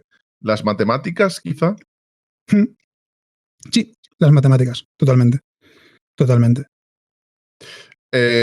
Si os parece bien, vamos a tomar 3 preguntas rápidas y Había una que quería comentar muy rápido. Sí, La ha dicho, la que tú quieras, creo que porque era hay Siempre al muchísimas. Norte. No, aparte de esas 3, pero un comentario que he visto antes de Siempre al Norte, que decía que lo que estaba contando antes, que si tenía que ver, o sea, que podía ser algo útil en cuanto a los ovnis, en cuanto al estudio de ovnis por parte del Pentágono, los fenómenos aéreos no identificados. Simplemente decir, muy rápido, que hace unos meses, de hecho el último informe fue en abril de este mismo año, o sea, el mes pasado, el director de la agencia, del AARO, si no recuerdo mal es cómo se llama, la organización de investigación de todo tipo de fenómenos no identificados, básicamente es a lo que se dedican. Es verdad que ahora mismo trabajan con informes del personal militar, pero hay, por ejemplo, 2 vídeos publicados, de los publiqué en YouTube, que lo acaba de poner. Si hacemos caso de que los vídeos publicados por la US Navy, por el ejército la Marina de Estados Unidos, siguiendo objetos pequeños a gran velocidad por los cazas de combate, tiene su sentido. No en cuanto a que no quiere decir que sea tecnología extraterrestre. De hecho, decía Kirkpatrick, que es el director de la oficina, que no han encontrado ningún reporte en el que lo que se vea no obedezca a las leyes de la física, y que sí que es verdad que hay algún reporte en el que tienen imágenes en los que no tienen una explicación satisfactoria. Hay uno, por ejemplo, de hecho, que me parece muy llamativo, que es en Oriente Medio. Parece una esfera plateada que va sobrevolando lo que parece ser una base, porque dicen que es un lugar sin especificar. Claro, lo que dicen simplemente es, no sabemos qué es. No tiene por qué ser tecnología extraterrestre, naturalmente. Y en realidad hay que tener presente que Estados Unidos, cuando habla de estas cosas y cuando decide formar esta oficina del Pentágono, no es porque crea que haya extraterrestres, sino porque le preocupa y mucho qué tecnología pueden tener sus rivales que ellos no conozcan. O sea, Ok. es importante tener eso presente, ¿vale? Que cuando hablamos de este tipo de cosas, en realidad lo que le interesa a Estados Unidos, el Pentágono y demás, no es los extraterrestres, sino qué tecnología tienen sus enemigos que ellos no han descubierto. No digo que sea extraterrestre, pero puede ser tecnología no conocida. Sí, es lo que dicen. Que claro, por ejemplo, esa esfera en particular, primero hay que ver si realmente es una esfera o lo parece simplemente por el vídeo, fue captado por un dron, y luego habrá que entender de dónde sale. A lo mejor es la que es tecnología china, yo qué sé, por decir algo. Bueno, vamos con las 3 últimas preguntas. Vamos con la de Juan Malk, que me parece muy, muy interesante. Parece simple, pero no lo es.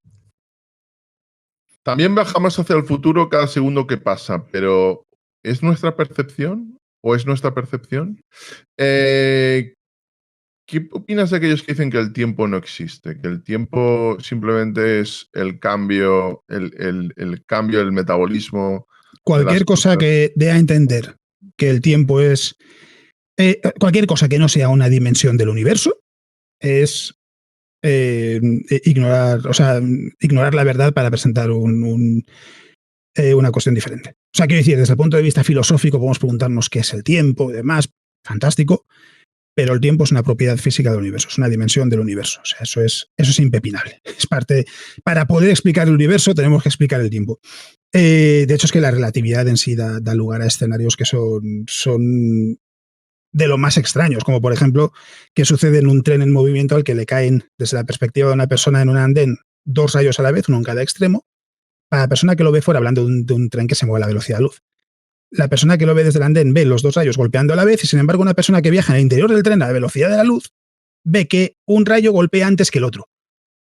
O sea, como 2 personas, en función de su situación, pueden ver el mismo evento de 2 maneras diferentes, porque si no nos estamos cargando la relación causa-efecto, cómo funciona el universo. Entonces, el tiempo, porque eso a mí también me lo preguntan mucho, ¿el tiempo es un constructo social, no sé qué, es un constructo humano? No, no. El tiempo es una dimensión del universo y además existe el concepto de la flecha del tiempo, que es por qué avanzamos solo hacia el futuro, porque no avanzamos hacia el pasado. ¿Qué es lo que nos lleva a avanzar hacia el futuro? Te voy a poner un ejemplo. Te voy a Sí, poner un ejemplo para que lo pueda visualizar la gente. Normalmente, cuando en la ciencia ficción o en el cine se habla de parar el tiempo, sí, vemos como lo que ocurre es que se paran las cosas. sí. Vemos literalmente cómo la gente, las balas, todos paran, ¿no? Eh, si se paran todas las partículas, se está parando el tiempo en el área en que todas las partículas o todo el metabolismo de todas las acciones que están ocurriendo, si eso se detiene, ¿se está parando el tiempo? A menos que estés deteniendo todo el universo, no, y en realidad lo que podrías decir es simplemente que el tiempo deja de tener sentido. ¿Por qué? Porque deja de haber cambios. De hecho, la muerte térmica del universo es eso, simplemente un momento en el que ya el universo deja de cambiar y por tanto el tiempo deja de tener sentido. Eso es, la muerte térmica es eso. En el caso de cuando se detiene el tiempo, además, es simplemente un efecto. De hecho, el tiempo sigue pasando para los protagonistas. Ellos sí siguen moviéndose y demás, ¿no? El tiempo sigue pasando. Lo que pasa es que ellos van, de hecho, se puede decir, van más rápido que los demás, por eso el tiempo para ellos parece pasar mucho más lento. Y es eso, es importante en el presente que no, que el tiempo no es un constructo social, no es un constructo humano, no es una invención. No, lo que sí es una invención es el sistema de medición del tiempo. Segundos, horas, minutos, etcétera, etcétera. Es el sistema que nosotros hemos creado para poder medir el paso del tiempo. Otra civilización no tendrá, lógicamente, un año terrestre. No tendría ningún sentido. Ellos tendrán sus propias unidades para medir el paso del tiempo. Pero el tiempo en sí es una propiedad del universo. Y además lo que decía, que la flecha del tiempo lo que dice es que el universo está en constante cambio y una vez que esos cambios suceden, no se pueden revertir. No hay nada que diga, por ejemplo, las leyes de la física, que un trozo de un iceberg que cae de un glaciar, perdón, que cae a la superficie de un lago. Esto lo contaba, por ejemplo, Brian Cox. Está en YouTube, si a alguien le interesa el vídeo de Brian Cox, The Arrow of Time se llama, la flecha del tiempo, de BBC.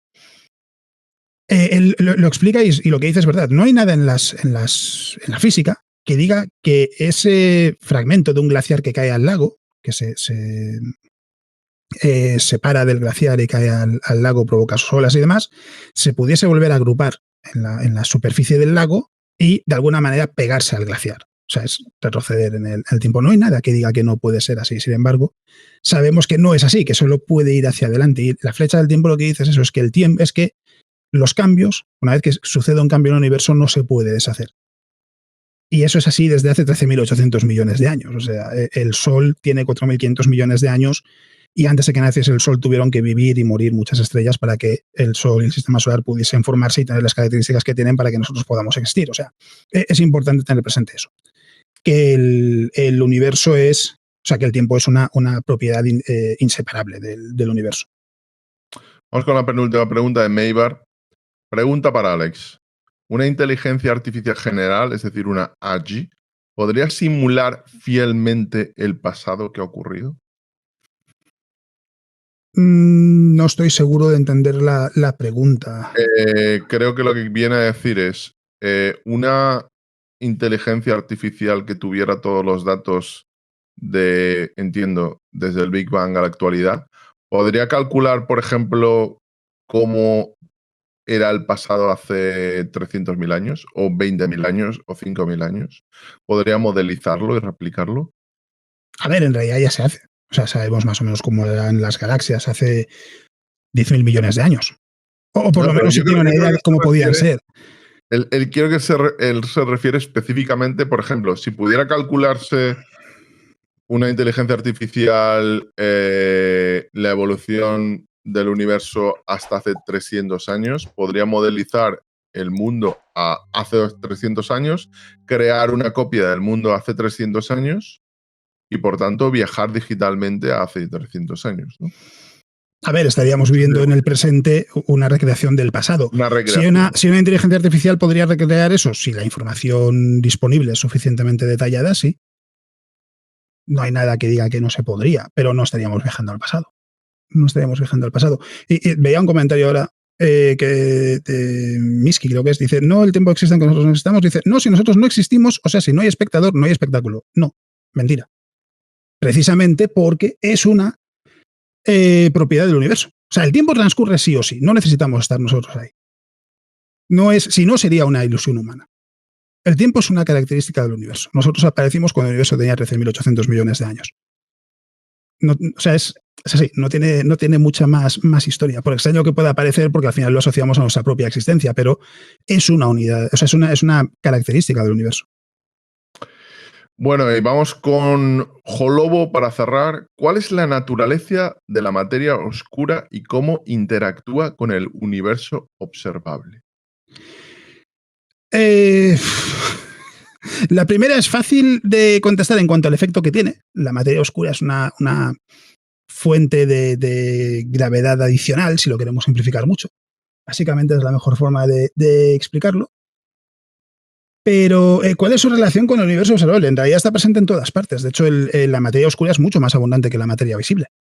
La composición del universo es un aproximadamente 67% de energía oscura, que es la responsable de la aceleración de la expansión del universo, un 28% de materia oscura y un 5% de materia visible, normal, bariónica, se la puede llamar de las tres maneras, que es todo lo que vemos está compuesto por materia normal. Es decir, todo lo que vemos es el 5% del universo.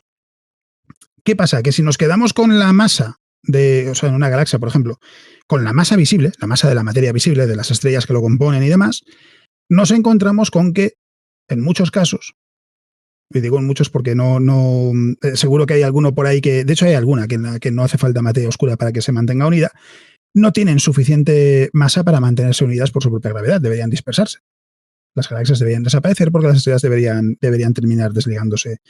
Sin embargo, se mantienen unidas. ¿Por qué? Por la materia oscura, que lo que hace es, ya digo, o sea, la mejor forma de simplificarlo es decir que es una fuente adicional de gravedad. Interactúa con el resto del universo a través de la gravedad.